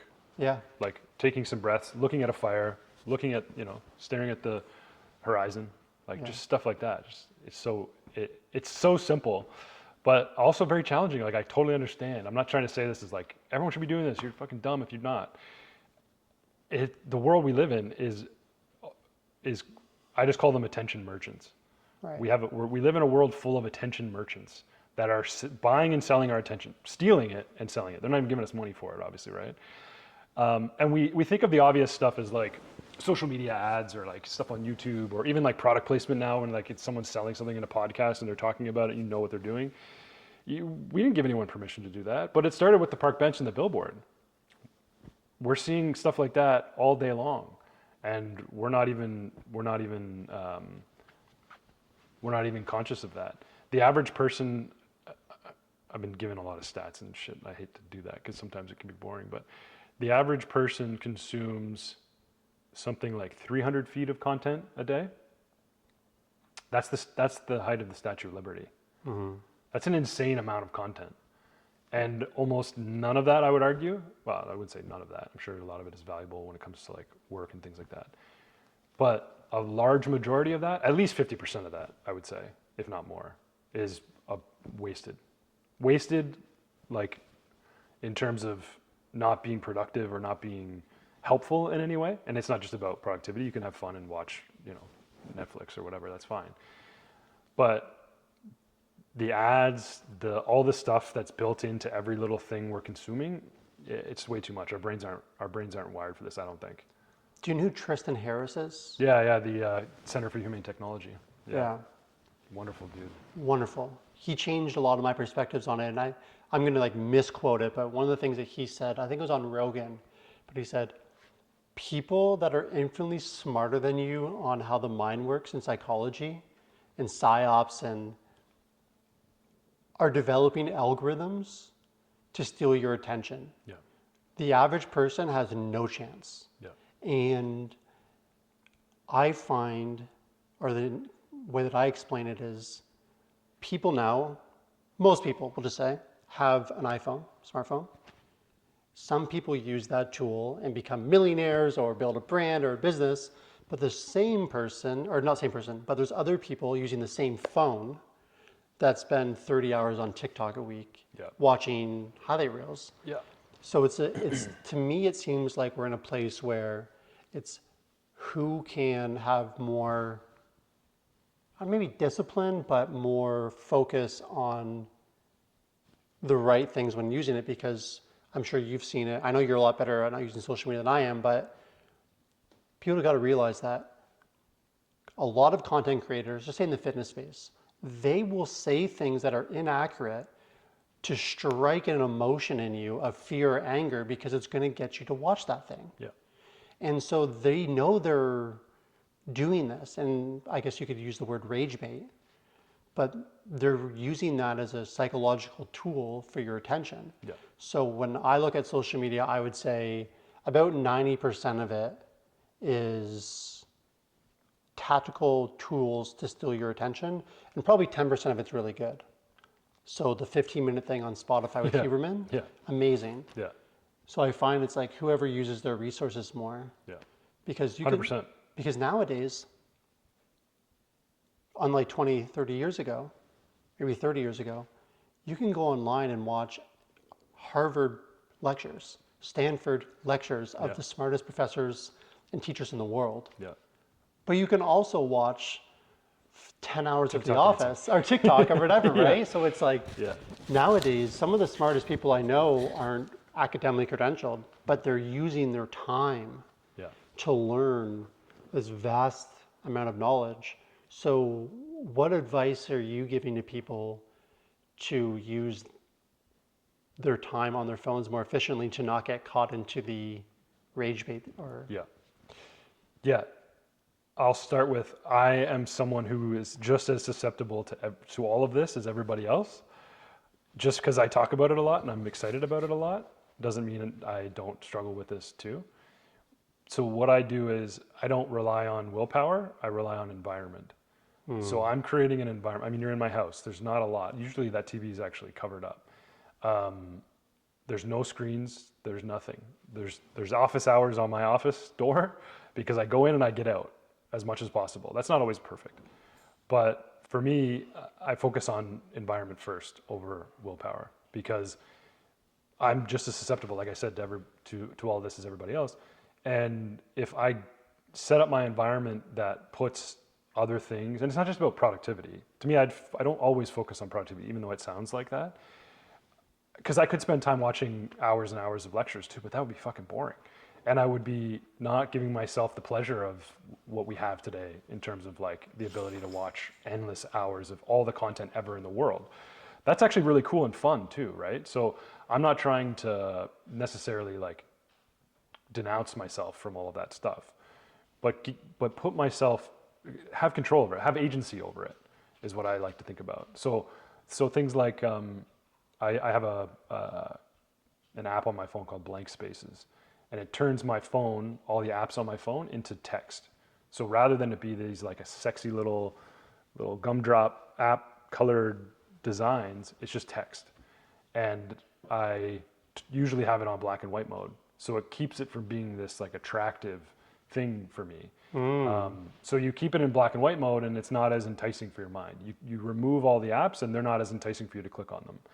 Also, just like don't try to use the built-in mechanisms that govern the app stuff because no one uses it. You know, people they'll put like times, like, oh, I'll only go on it for an hour a day and then it locks it. People are always just skipping through that shit because it's not that much of a lock. It's a trick, really. And then you feel bad about it for a moment, but then once you're in the environment and the dopamine's dripping and you're caught up in, you know, the mechanisms of the algorithm, then you're lost in it and you forget. right. So design the environment is the highest level recommendation I can give to anybody. And then I think another layer to it is like, know what you want. Like, I don't think a lot of people spend time deciding for themselves what they want to do with their life. I think spending time thinking about, what do I really want out of my life? What do I want out of my relationships? What do I want out of my work? Spending time thinking about those types of things will automatically trigger you to take action towards them, which will then show you what not to spend your time on. Right. And then you'll want to do things like downloading the Blank Spaces app and, you know, disconnecting from your phone. And then it's building habits. And building habits small and starting small and changing. And the ability to start a small habit and grow it into a big habit is such the most rewarding thing for a lot of people because building habits are pretty hard. And Very, so yeah. that's another thing. This phone thing just becomes a habit for a lot of people. And it keeps them from whatever that meaningful thing is that they want to do. My buddy Taylor, who's a Stanford aerospace scientist, whenever I used to call him for advice, he would always say the same thing, so I stopped calling him. Because I figured out that what he gave me advice for every time, if I applied it every time I call him, I don't need him anymore. Right. And he always says the same thing. He says, what's your end goal? We'll work your way back, and now you know what to do. Yeah. And again, that's a simplified way of thinking about it, but Yeah, I have a process I was taught. It's called the GAP process. So it's what's your goal? What's your actual current state related to that goal? What are the possible steps forward? And then what's your path forward? So you Yeah. go from like the highest level goal you want. What's in the way of that right now? Or what can you do to leverage yourself towards that thing? Then what are the possible steps you need to take? Then what's the first step? Yeah, it takes a long time. It can take 10 years to build a career in anything. I think when I talk to a lot of, because in my career, I'm 33 now, but I was spending a lot of time in the restaurant industry. Most servers and bartenders are in their young 20s, they're in school, and I'd see them very stressed all the time about career and what they're going to do. And I said, listen, be patient. It takes 10 years to build a career in everything, in anything, pretty much. Like an athlete, a really good athlete, like 10 years of training or to become a executive at a company probably takes 10 years of work. So I think it's important to, like you just said, to constantly or consistently do good habits and the right work, but also, as you would say, surrender to, you can't go from data analyst to CEO in a year, 2 years, Right. 3 years. Right. Yeah, people get too rigid by their discipline too. It's a funny thing, discipline. Because discipline can be that thing that gets you to where you want to go, but it can also be the thing that holds you back. The one that sorry to cut you off, the one that I liked the most was, he was one of the gentlemen in Ways of War, or Ways, yeah, the Netflix documentary for Ibogaine treatment, DJ Shipley. He was on Huberman's podcast. And he had a really good outlook on it because he's this super regimented Navy SEAL guy, owns all these businesses. But he said, I'm very super disciplined in the first hour of my day. So then for the rest of my day, as things ebbs and flows, I'm okay. Yeah. Because what I need to control to get into a good place, make sure my kids and my wife's taken care of, gets done. And then outside of that, I am very fluid with, this person calls me, or this person needs this, or there's an accident here that I can move around. Do you know what I mean? Yeah, totally. Yeah, I feel the same way. That's how I structure my days too. Yeah, I've moved towards that model because I think one of the biggest things for me is letting go of control, right? Because there's, like you said, the car accident, there's only so many things you can control, and you can't control how other people act or react, but you can control how you feel. So I find similar to what you talk about as a lot is like leveraging, if I know that I'm doing the most important thing or the work early on and get that done, then if I don't get anything else done for the rest of the day because shit happens, I'm okay. But that was, have you ever read The One Thing by Gary Keller? No, I don't think so. It's a great book. Read it a long time ago. But I mean, I don't think you would even need to read it at this point because it sounds like you're speaking No, the I same love this language. stuff, yeah. But that was the one thing that he was like this big CEO guy. And he was saying he would get his managers to get 3 things done, then 2 things done. And he said, you know what, just one thing. Yeah, And they would make it the most important thing. yeah, And one of his things was, if you get a to-do list of 20 things, if you work that down all the way down to just say one thing, and you get that one thing done, oftentimes it takes care of a lot of the 100%. other things. Yeah. You don't have to fucking have the cognitive load Yeah, to focus on. yeah. Yeah, I always say, like, when have you ever completed something where you set out 10 steps and you went sequential order 1 to 10 and you actually completed the thing? Right. No one has ever, when I've asked that question, given me the oh yeah, this happened and this is what I did. No one. Because it doesn't happen. Yeah. Because you're not as in control as you think you are. You're not in control of how you feel. 100%. Because I can say, fuck you, you're a piece of shit, and if I meant it, and you could feel that I meant it, your feeling would happen. You wouldn't go, I have to have this feeling now.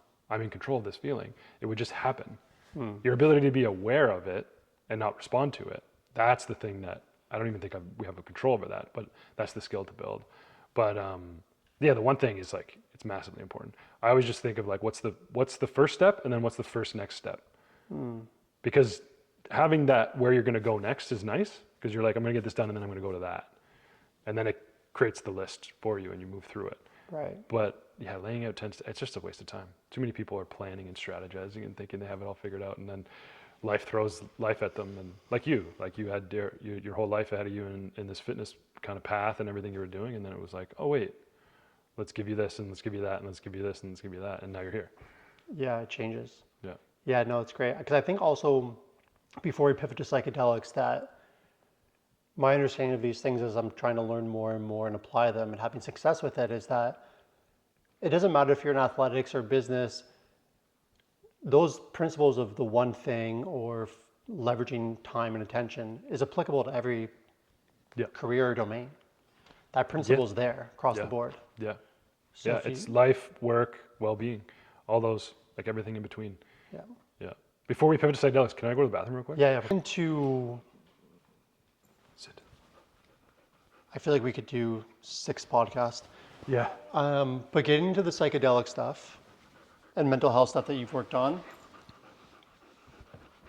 how did you get into all of that psychedelic world? Yeah. So, good question. Let's pearl, chill. How did I get into all that? So my background work-wise, technically, I have a feeling she's breathing into the mic here, so I'm gonna just reset if you don't mind. Fine. Come here. Come on up here. There you go. Sit. Lie down. Yeah. So how I got into that world was from my own personal experiences. So I had been running this agency for 4 or 5 years, upwards from, I was like 2015 to like 2018, 2019. And yeah, I had just been like running myself ragged and trying to build this business and keep up with the Joneses is the way that I would describe it, by trying to work with the biggest brands in the world. That was all my goal was with that agency, was just work with the biggest brands in the world. And I did, I worked with some pretty cool brands, but no matter what new contract I would get or new thing I would do, like I didn't feel like I was going anywhere. And my depression, anxiety had mounted over the years. I had experienced this from a young age when I was a kid, but it turned into suicidal ideation. Suicide had always kind of been in the background, but then it kind of got really heavy and big in and around like 2018 when I was at the height of where I was building my company there. And then I just needed to do something different. I was kind of ready to pop, literally. Yeah, I was smoking a pack a day, drinking a bunch, doing other things that weren't healthy for my life. And I was pretty convinced I wasn't going to last long, basically, to put it short. And yeah, I needed to do something different. And I luckily, I just have such a great family, great people around me, that it just organically kind of opened up for me to find a path to overcoming that. One of the things that happened was my younger brother had a daughter, and when I met her, I was like, oh, I'm not leaving. Like, I got to see this little girl grow up, kind of thing. That was one element of it. And then I had a friend, a really good friend. He was one of my best friends. Was kind of going through some similar challenges. We weren't as deep on like the mental health stuff. We were just more on like, we want to grow and evolve and like change our mindsets and stuff. So we were sharing podcasts and books and things with each other. And then I can't remember how we stumbled on it, but we both stumbled across ayahuasca, which is a plant medicine from Peru. It's over like Central and Southern America, but that's where a lot of it originates from. And I heard a story about, I think it was a Tim Ferriss podcast actually, someone saying a story, or maybe it was Tim telling a story about his experience. And I just felt like, oh my God, I need that. And the thing that I needed out of it was the absolute like gut wrenching experience that ayahuasca can provide. Because if whoever's watching has had an ayahuasca experience, they know it's challenging and there's lots to it. If they haven't, but they've heard other experiences, then they know it's challenging, there's a lot to it. And if they haven't, then now I'm telling you it's challenging and there's a lot to it. We can talk about that all day. But after that ayahuasca experience that I had, having had like a few previous psychedelic experiences, not too many, like a couple in high school and then one sort of prep experience ahead of that, it massively shifted me. Like I say, it shook up the snow globe. That's a phrase from Terence McKenna. This idea of shaking up the snow globe. That's what psychedelics can do. They get you off your path and shake things up a bit for you, which can be jarring for a lot of people, myself included. So the experience itself was kind of challenging, but also like freeing. There was a sense of freedom that I hadn't felt before, and these emotions kind of had washed away, and I'd understood myself and my experiences a little bit deeper. And then when I came back from that, I was like, I can't be doing this anymore for what I was doing for a job, for the company I was creating. And I was like, I got to do something better. And I was thinking, like communications is a pretty universal skill, and I got really good at it, to the point where I'd built this thing and I was doing something that people were paying me for. So I was like, oh, I think I can apply this to something that has a bit of a better impact. And around that time is when psychedelics were starting to kind of the narrative around psychedelics culturally was changing from hippy dippy or super woo woo thing to medicine, healing, mental health. And I just kind of right place, right time. And I met a group of people out in British Columbia that were starting up a nonprofit. They'd raised like a little bit of money, and they were looking for a founding executive director. So I came on and helped to build that organization. And one of the things that we did there was I co-authored a memorandum of regulatory approval with that group and a few other folks, partners, and submitted that to Health Canada, asking them to add psilocybin, which is magic mushrooms, and MDMA to the special access program. Specifically, our angle was for people with end-of-life anxiety, because at that time when we were doing this, there was a review happening with the Medical Assistance in Dying program, where they were going to, which they did, add severe depression, major depressive disorder to the list of conditions that people can apply for assisted suicide. And we were like, psychedelics can help people with this, myself included. So my experience was suicide. I went and had these really special experiences with psychedelics, came back, and I haven't had a suicidal thought since. So I was really passionate, along with the rest of the group, to try to get something for people so they didn't have to end their life because they were depressed. And I'm not saying that that's not challenging. I'm definitely aware of it. But we thought, right to die, right to try. So, and they liked it. I mean, submitting a MORA and then having things change. We also worked directly with Health Canada at that time and really communicated with them, gave them as much knowledge we could around all the research around psychedelics, because that had already started to heighten up as well. And then they made a change. So they added MDMA and mushrooms, psilocybin mushrooms, to the special access program. So now medically you can get access to them here in Canada, which is great. But I realized through that work that changing policy and government relations stuff is not fun. It's not an enjoyable experience at all. I always describe it as like someone's hugging you and stabbing you in the back at the same time. So I quickly got out of that. I just didn't feel like I was really well suited for that. I'm a systems guy. I'm a design guy. I'm like a creative person that I can build a fire and get things done really quickly, which we did. And that was a year doing that work. And then I went and started another nonprofit off of that and founded that with another group of people around building the work infrastructure, like the organizational infrastructure.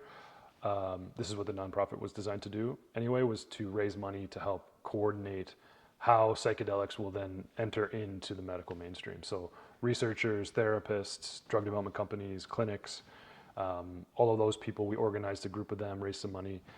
They've done some really great policy work. I since left there. I was never wanting to do any more policy stuff. So I was like, here, let's get this off the ground and then I'll go do some other things. And then I went and did a couple things. One of the things you mentioned at the beginning was the Psychedelic Storytelling Project, which is one of my favorite projects. Was listening to like thousands of hours of people, maybe not thousands, but a lot of time, just hearing people's stories and condensing them down into short little bits that we were publishing to essentially share the lived experience of the psychedelic journey rather than just the science and the medical and then like the media and the cultural side of it. Because like a human story is more valuable to someone, in my opinion, than a research paper. Because people don't make decisions to change their lives based on stats and figures. They make changes based on emotion. And the best way to invoke an emotion in someone is telling them a story. So we thought explore out loud was our kind of tagline, which was like, tell us how you explored a way to kind of help yourself or overcome some challenge using psychedelics. And it was super fun. Worked with a great team there. I'm still connected to them. One of the guys, actually, Sanjay, is a mentor of mine. But then things changed in the market in terms of what we were doing. It was a foundation, and Sanjay was funding that himself, and so it was like, hard to keep up when things were changing economically. So it still exists, and we went on to do other different things. But now I'm working with a couple different companies, all under the same umbrella down in Mexico, working on some other cool advancements on the retreat side, training side for clinicians and facilitators, and then some drug development stuff too. Trying to kind of, again, the goal or the purpose of all this is to make it more mainstream, make it more accessible for people like us, not just for, severe conditions. Well, there's about 50 hours worth of podcasts from that one yeah. alone, I want to give you the whole thing. which is great. No, it's great. For the time we have left, I would like to do, are you comfortable in sharing some details of your ayahuasca experience? Sure. Can you walk us through however way you prefer to, of that whole experience? Yeah. So I went down to a place in Costa Rica. I don't want to name the name because I wouldn't recommend anyone go there now. I had a great experience, but since then there's been a lot of turmoil there. So I don't share that publicly. Just prefacing that. I don't probably need to. I could have just skipped over that, but I thought I would just say that. It's all good. So I went down. It's a 7-day experience. There's many ways to experience ayahuasca. The most traditional way is to go into the jungle of Peru and sit with a traditional shaman from a lineage, like the Shipibo tribe, that the techniques and the experiences and the stories have been passed down for generations on how to serve and experience this medicine. Ayahuasca traditionally, from what I understand, was actually experienced through the shaman, and that people that needed the healing would come and watch the shaman have the experience. Then eventually over time it became the person needing the healing would then take the medicine. So that's like kind of the most traditional way to do it. I, based on hearing stories, was terrified of that idea because one of the things that happens with a lot of psychedelics, specifically ayahuasca, is there's this purging experience that can happen. A purge can be anything from vomiting to shitting your pants to sweating to laughing. There's all kinds of ideas, yawning around what a purge can be. A purge, when you hear it and you've never had an experience before, sounds kind of nasty, right? Especially if you're like puking or something like that, where a lot of people have a lot of aversion to that. But it's a release, it's a purge. You're letting go of something, energetically, spiritually, whatever. That's sort of the thought around that from those experiences. So when I heard those stories of people going down to the jungle and having these experiences, I'm like, I'm not having that. And then I found this other place that was basically a 5-star resort, like probably the perfect Western version of what you could experience, because I needed the comfortability. They had a medical doctor. They had all kinds of other like additional disciplines you could pay for and add on to your experience. There's massage, there's spa, there's pool. It's a beautiful place in Costa Rica. So I wanted that, so I did that. And when you arrive, it's a 7-day experience. The first day was just breath work. And so it was, like a meditative type of breath work. And that sort of starts to get the nervous system in gear and gets you into your experience. And then I can't remember how, it was a while ago now, but I can't remember how fast you get into the medicine. But I think it's in like day 2, you have your first ceremony. And I remember my first ceremony just being kind of like, what is this? It's like not even a mushroom. It's like I smoked a joint. It's not even really like that, like nothing's happening. I wanted, people around me are shitting and puking and laughing and screaming and all that. And I wanted that experience, and I wasn't getting anything. I was like, what the fuck is this? And my friend told me that he went to the same place before me and kind of gave me some pointers, I guess. But he was basically like, stay in the Maloka. The Maloka is where you have the ceremony when you take this medicine. And he's like, stay in the Maloka because there's a lot of energy there. There's songs they call Ikaros that are being sung in there or being played in there. And like the energy of the experience happens in there. So when you leave, it's like more open for you to not have an experience or have a good experience. But the first night I was like, nothing's happening. So he said, so I kept thinking, okay, I'm going to stay in the Maloka. And and something's going to happen the next night. One of the other things he said to me was, when you get the medicine, one of the things with psychedelics that is I think very important, and something that's taught a lot, is having an intention with it. Psychedelics can be malleable to whatever you intend to experience or explore. So having a clear kind of ask, a why for your experience is very useful to almost like direct the experience a little bit. You don't really have that much control, but it's nice to have that because it kind of centers you into what the experience can be like.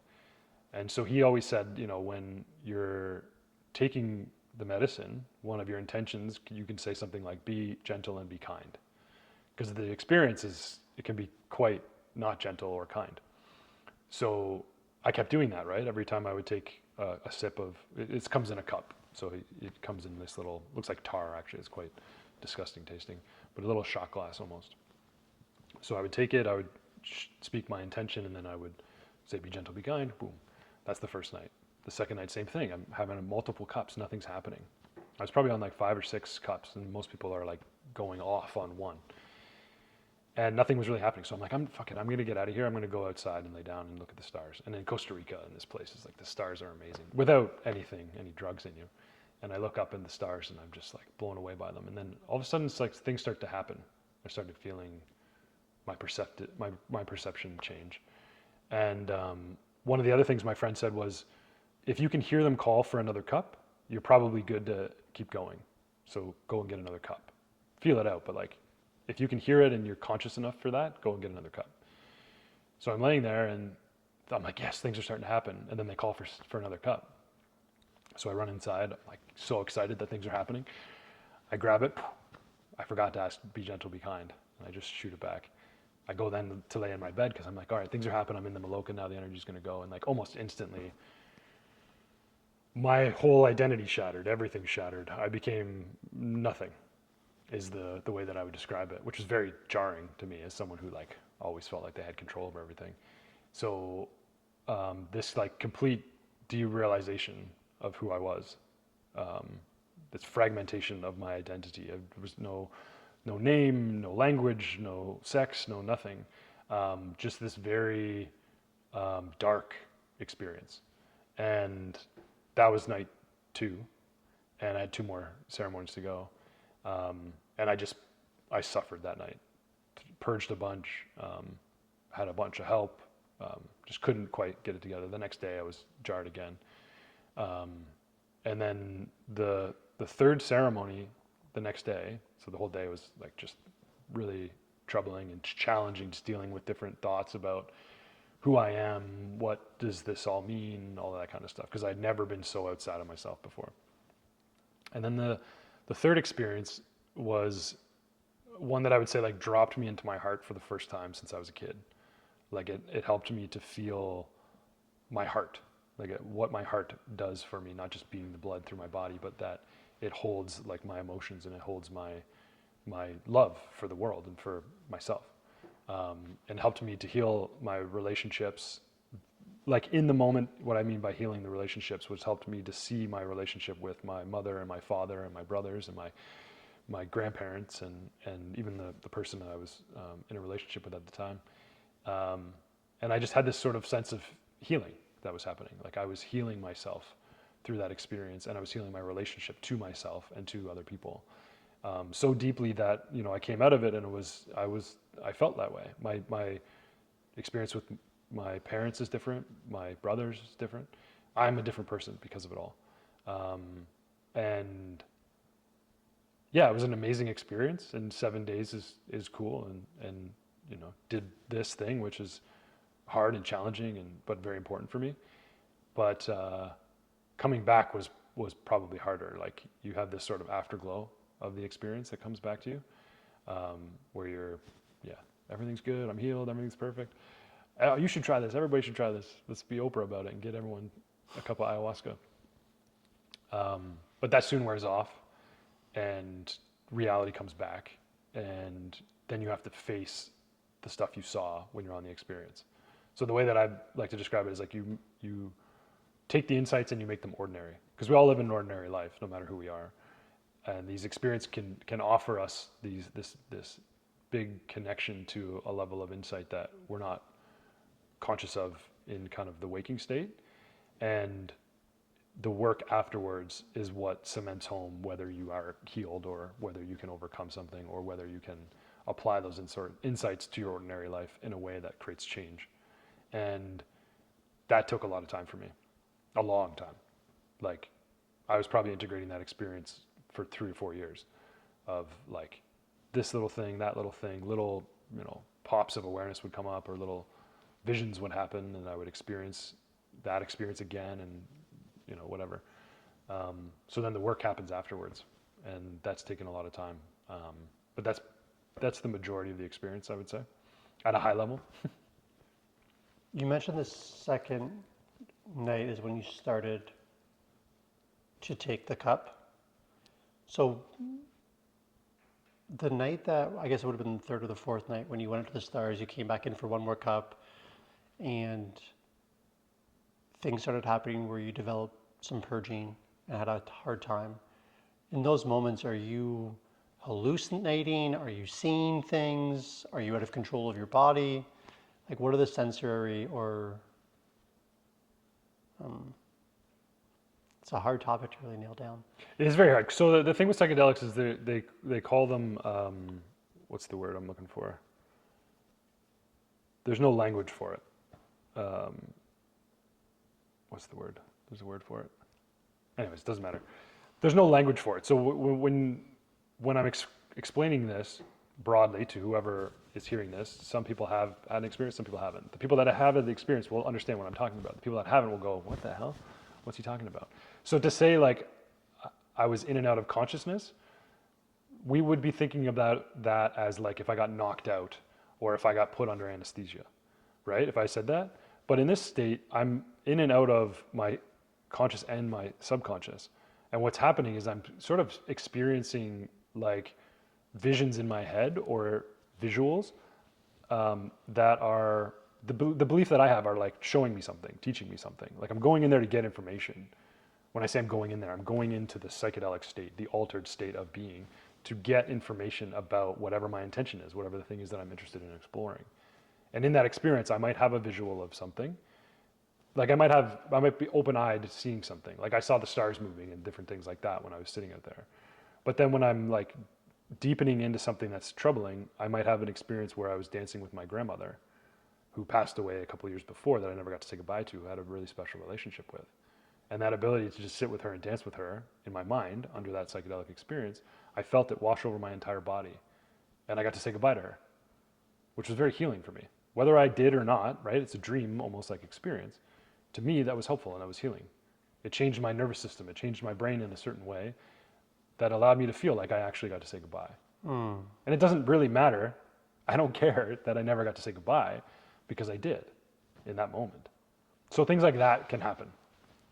So you're getting the same result as if you did say goodbye to her, even though in our reality, it didn't happen. But that altered state allowed you to get complete, or to get, I guess, that neuroplasticity or emotional completion of being able to Yeah, and it was do an that. emotional thing that I sat with for a long time. Like when she was passing, she was very sick, and I was going on a trip to New York, and I remember saying to my dad, like, I want to say goodbye to her. We knew that it was kind of like at the end, and he's like, oh no, go on the trip, like come back, she'll be here when you get back. And she'd passed when I was gone. So I never got to say goodbye, and I always sat with that sadness of never being able to say goodbye. She was the most special woman. Like everyone who's ever met her, like she's an angel. And so yeah, that sucked, but having that experience that I had was almost better than being able to say goodbye to her in person. Because saying goodbye to her in person, she wouldn't even have been able to say goodbye. She was in a bad place, like just not coherent enough to be able to do a proper goodbye. And I'd be saying goodbye to this like sick, dying person, but in my psychedelic experience, I got to have a dance with her in the way that I remember her. She spoke to me in her voice that I could hear, and she said that she's always with me. When like I would have never had that, because I wasn't really maybe like religious or spiritual back then, even when she passed. But then having that and then knowing like she's always there and just having that belief that she's always there, whether it's true or not, whoever the atheists out there can disagree or can come, you know, maybe not enjoy that or disagree with it. But for me, that's all I need. And it's way better than what I would have had just to be able to say goodbye to her in her dying days where she's sick and not with it, in my opinion. Did you see anything in your experience for your current day-to-day life, like work? Yeah. Not work, no. Well, sort of, yeah. I had this experience of being on stage. I had a couple of moments where I was like, yeah, being on stage, doing stuff. That might have been just the TED Talk or something, I don't know. But yeah, there were a couple little things. There was like a space, like a physical space that I would have at that point I thought maybe hosting psychedelic stuff, which I had recently, and that's come and gone. But now I have a place in Mexico the guys that I work with down there that I go to. So there were like little things like that. But the biggest thing was I met my daughter on that experience. And this is going to sound kind of nuts, but I'm going to tell it anyway. No, it's great. Because it doesn't matter. But I was with a woman at that time who was great. We just weren't meant to be together, I would say. But we were together for a while. We were trying to make it work, and it wasn't working. And on the experience, I had this kind of insight that, like, you know, I've got to kind of separate myself from that experience. We need to go our separate ways. We're both going to be better for it. And what's going to happen after that is I'm going to meet the love of my life, and I'm going to have a child. And I felt like the child came to me in an experience. Her name's Rose, and I felt her come to me, and I could see her, and then it was like she kind of like implanted in me almost. Like I felt like it was time in some ways. And this was one of the star experiences that I had. It was almost like a star came down and kind of entered into my heart and became part of me, essentially.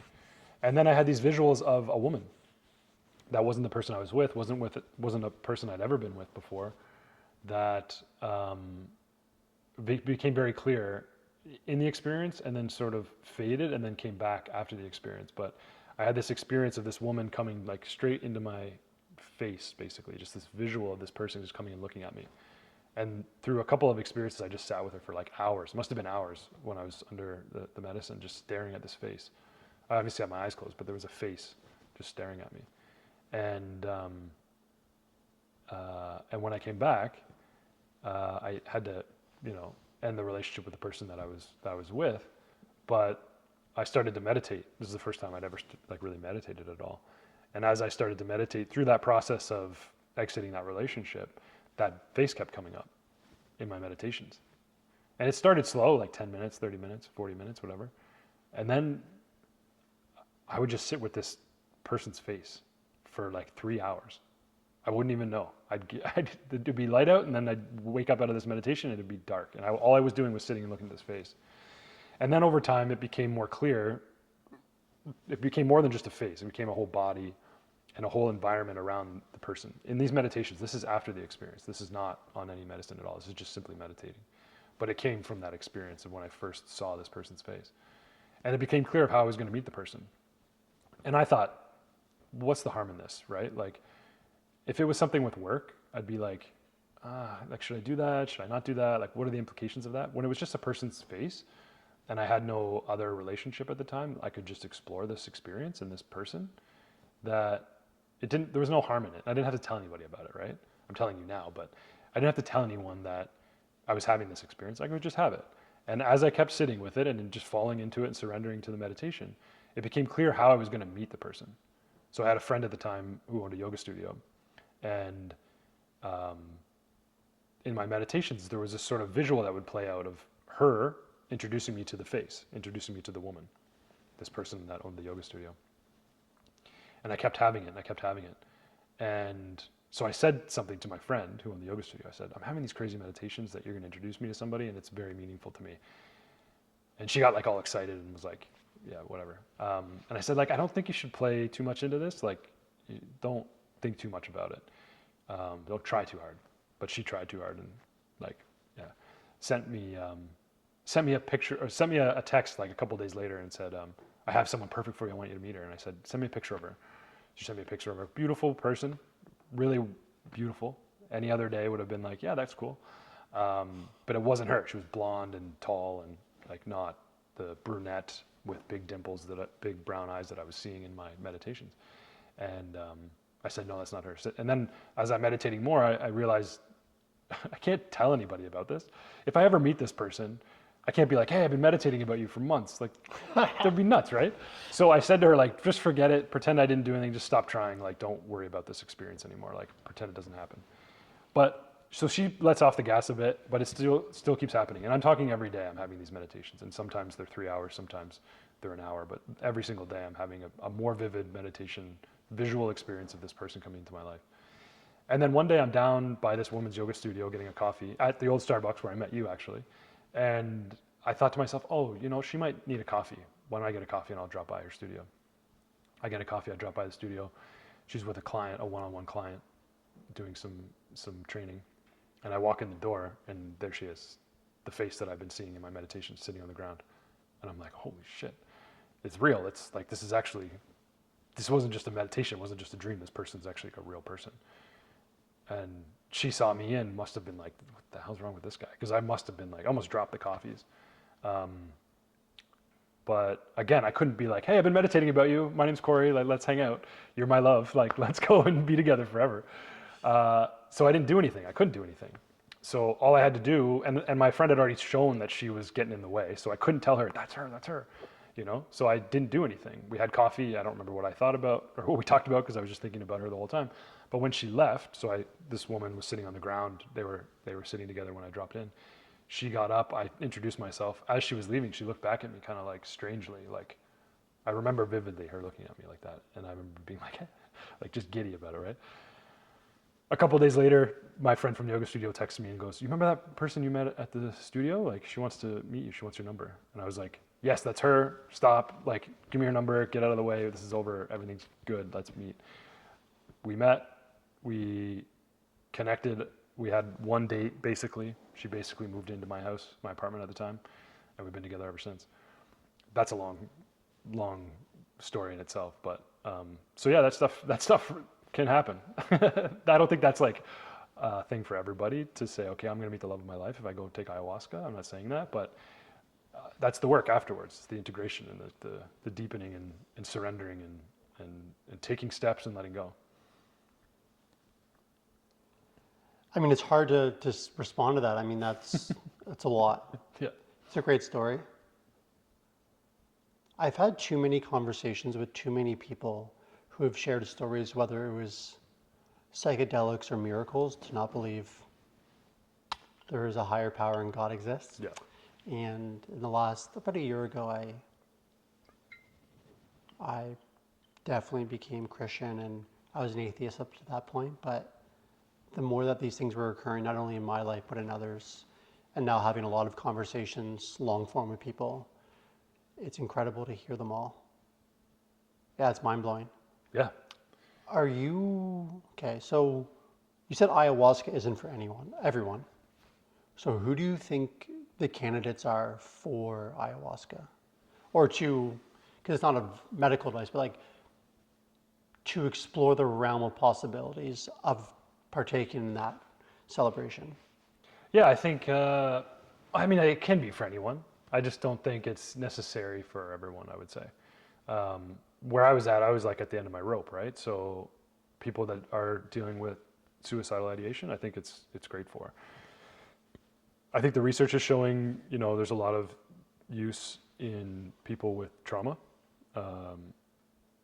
whether it be PTSD or like sexual trauma, physical trauma, things like that. So I think those types of things are, that can be really useful there, but I think it's an exploratory endeavor, integrating psychedelics into your life is what I mean. It's an exploratory endeavor. And so it's not really up to me or what anyone says if it's good for you or not. It's got to come from you. It's got to be you figuring that out for yourself. So I don't try to get into like who this is for, who it's not for. You can talk about the research. You can look at the research and what they're showing in terms of like benefits and things like that. But the lived experience is the lived experience, and someone has to kind of flush that out for themselves, I would say. So someone fully has to want to be part of that process or want to do it. Yeah, and there are people that would say that like these things call you. Like they would say, that there are these little nudges from the universe that direct you towards it.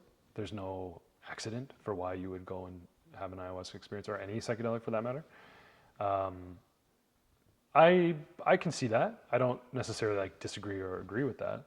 I would say that was pretty close to my experience. Like I was definitely called to it. It felt like anyway. I kept hearing these stories and they kept popping up, and you could say the algorithm was just directing me towards it. But you know, there was like a felt feeling like I have to go and do this thing. But I think you kind of feel that with anything. Like I need to go and you know do 100 pull-ups in a day, like you. Like why would anyone do that? You know, why would anyone go and shit and puke themselves in the jungle with a shaman drinking ayahuasca? There's a reason. There's something that pulls you. But it goes with anything. So that's why I say it's about the self. It's about the individual. Like, what is pulling you? Why are you looking to change? What is it you're looking to change? Are there other ways to do it? Because psychedelics, they don't have to be the only way. I think a lot of people in this space that I work in, they prop psychedelics up as these like panacea, this like thing that can fix everything, and it definitely can't be. It's definitely not that. There's a lot more to it than that. Yeah, because when I was listening to a lot of, maybe not a lot, but some of Marcus Capone's work for ibogaine treatment, and the toad medicine, how do you say it again? 5-MeO DMT. Thank you. Yeah. I'll never be able to say that very quickly in this podcast, so I might just reference you all the time to say it. 5-methoxy dimethyltryptamine.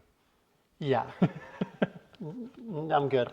But he was saying that similar narrative where just because you go down there and get the ibogaine treatment and the magic toe treatment, there's still work to be done. You just don't leave there and just go back to normal life. Like there's a process there, and like you said, like you had to integrate it into your day-to-day life, and it took, you said 3 or 4 years. So it's not.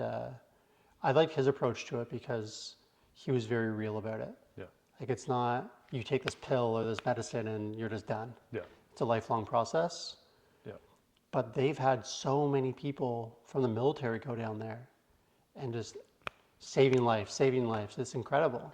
Well, yeah, there's a brain repair aspect of all this too, which is very, very big and impactful for people like with PTSD or something like that, right? Where neuroplasticity or neurogenesis, the ability to create new neurons or form old connections or new connections with your neurons, it's huge. It's huge for people that are suffering in those deep ways. And psychedelics can provide that to a certain level. But for it to be really deeply meaningful, the neuroplastic effects come with neuroplastic practices, right? So integrating these experiences, a lot of stuff we talked about before, trying to learn how to respond better to your emotions versus reacting to them, you know, learning about what's going on in your mind and what that voice is saying, why it's saying that, where is it coming from, what's true, what's not true, patching up relationships, learning about the truth of the relationship and what really happened in the thing that happened to you or whatever it is. That all takes work, and you don't need the psychedelic to do that. But if you do that, and you have the neurogenesis or brain repair side of things, it can be really, really impactful, like you're seeing in that documentary and in other work that's out there in the psychedelic world.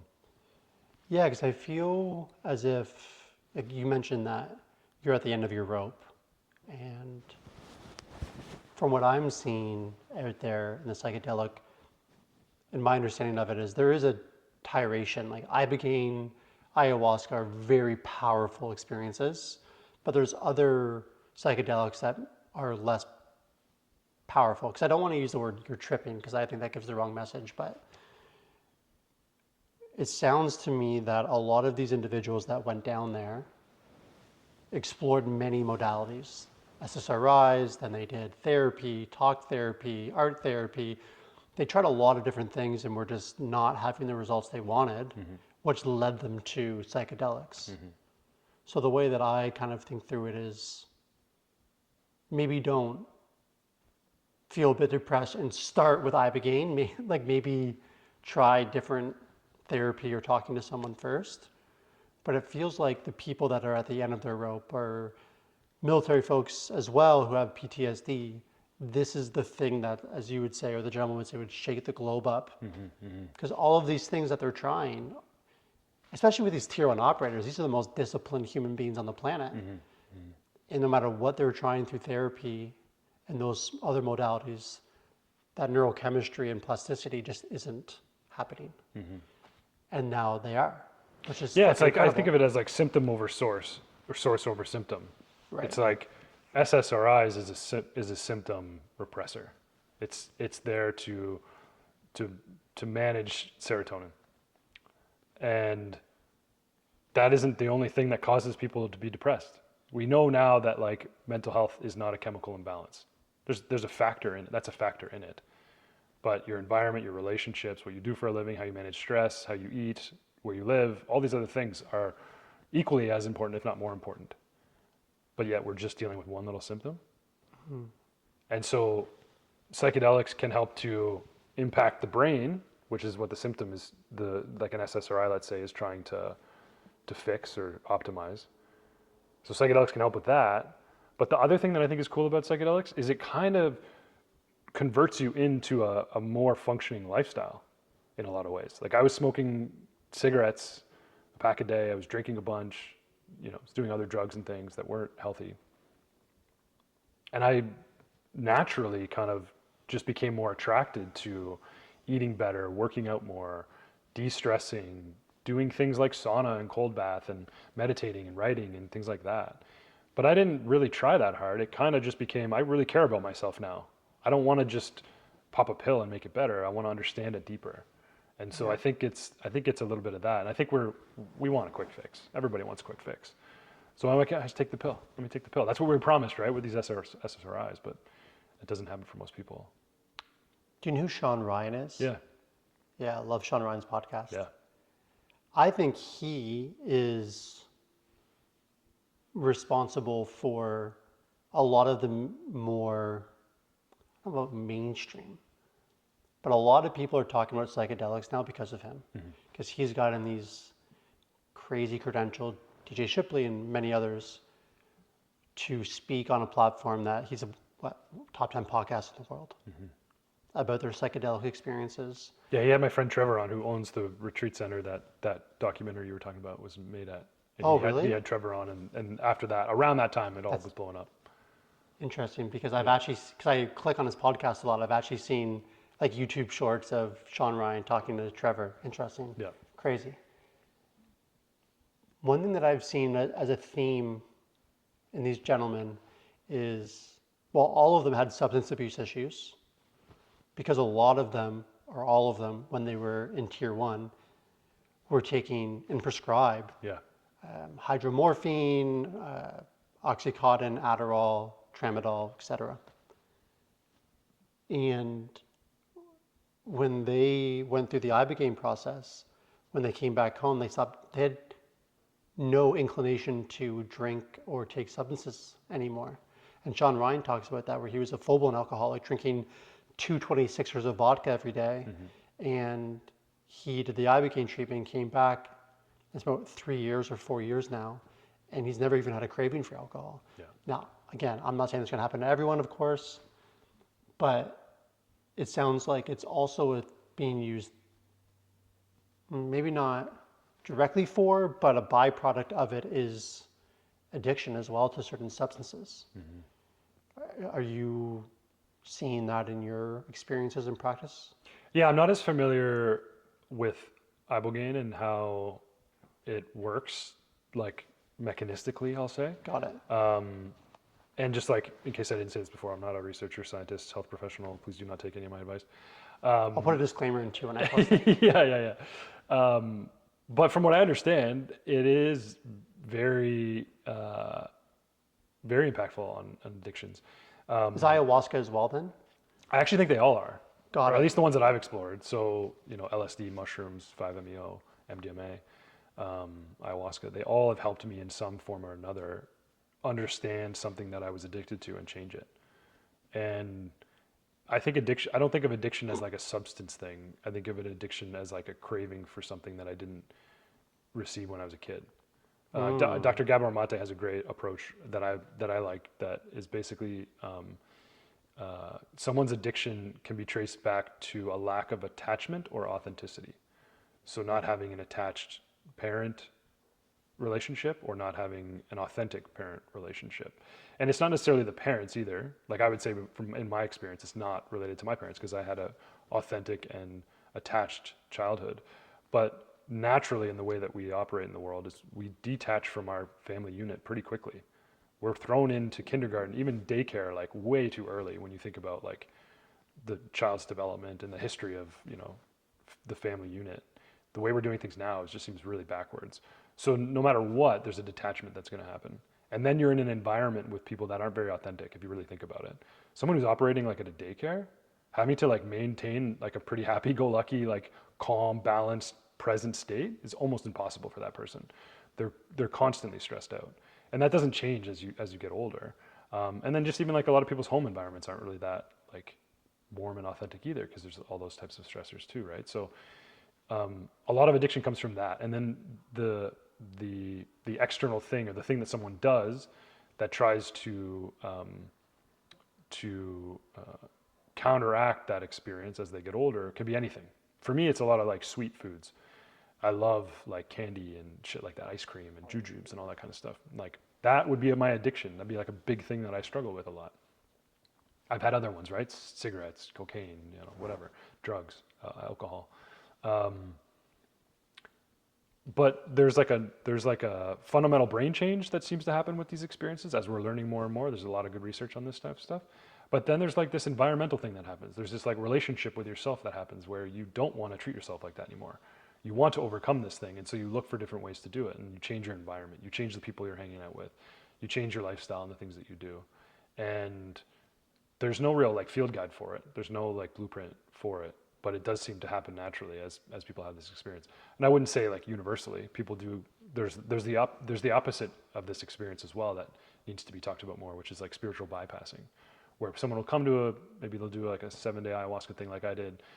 They'll go home for a couple months, everything's perfect, and they'll go, oh, I just need more medicine. Like something happens in their life, and they need to get through it, so they go to the medicine again instead of trying to deal with it in their like present normal human waking state. They're like, I got to go back to the medicine's going to fix it all. Rather than, because then they go back and they feel good, they had the medicine experience, and then they come back and the same thing's still there. Right. So you're not addicted to these things, is what a lot of people say, right? Psychedelics are non-addictive substances, so they say.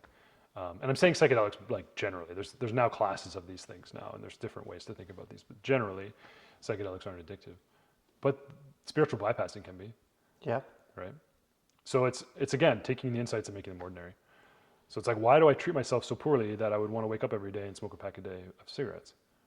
Well, I don't actually hate myself anymore. I want to take care of myself. So, I don't really feel the craving anymore. So it helps you almost find a new love or complete relationship with how you view yourself. I think so. I think that's definitely like my experience for sure. Yeah, that makes a lot of sense. It's it's going to sound kind of crazy, and again, I'm not an expert on psychedelics, but I've had a couple people in my life who were very, very high functioning, but extreme substance abuse addicts. Mm-hmm. Which is interesting because I kind of explain it as like an invisible addiction if you don't know them on a personal level, mm-hmm. because they might have a good job, nice car, yeah. But they're I shouldn't laugh because these two people I'm like this with my whole life, so that's why I'm laughing about the whole story, but they're friggin' taking fentanyl. Mm. And we think fentanyl is, you're going to be in Kensington and Philadelphia on the street, like half bent over. But that's not the case, because it can also, well, it is the case, but also there's another case where there's high functioning.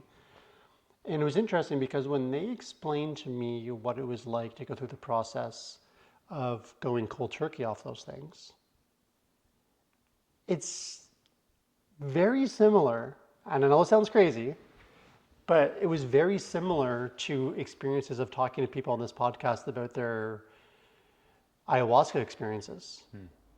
And purging, hallucinating. I know there's going to be differences for sure, but in terms of some of those things were similar, and it's almost like there's a lot of struggle and pain in order to heal your relationship with yourself or heal the situation. Mm-hmm. And again, I'm not comparing withdrawal from opioids to psychedelic treatments. My precipice here, my point is that both things have one thing in common for sure, and that there is going to be discomfort or maybe purging to some degree or in pain in order to heal that process. Mm-hmm. And I think kind of what you said is if you heal through psychedelics and then 3 months later something happens and you go back to other medicines, you're not actually working through that struggle or that process to heal. Same as if you overcome opioids and then 5 months later something happens and you go right back to fentanyl, you're not working through those things. I don't know if that all made sense, but it's just, again, it's my perception, my own experience. I've talked to a lot of addicts. I've talked to a lot, I would say not a lot, but a decent amount of people that have done psychedelics, and through that experience, ibogaine, ayahuasca, and it's just interested in me how there's some similarities to it all. I mean, the thing that was showing up for me when you were saying that is like, hard is baked into the human experience. Challenge is baked in. It's part of it. Choose your hard. Yeah, You get a choice. yeah. It's no, for sure.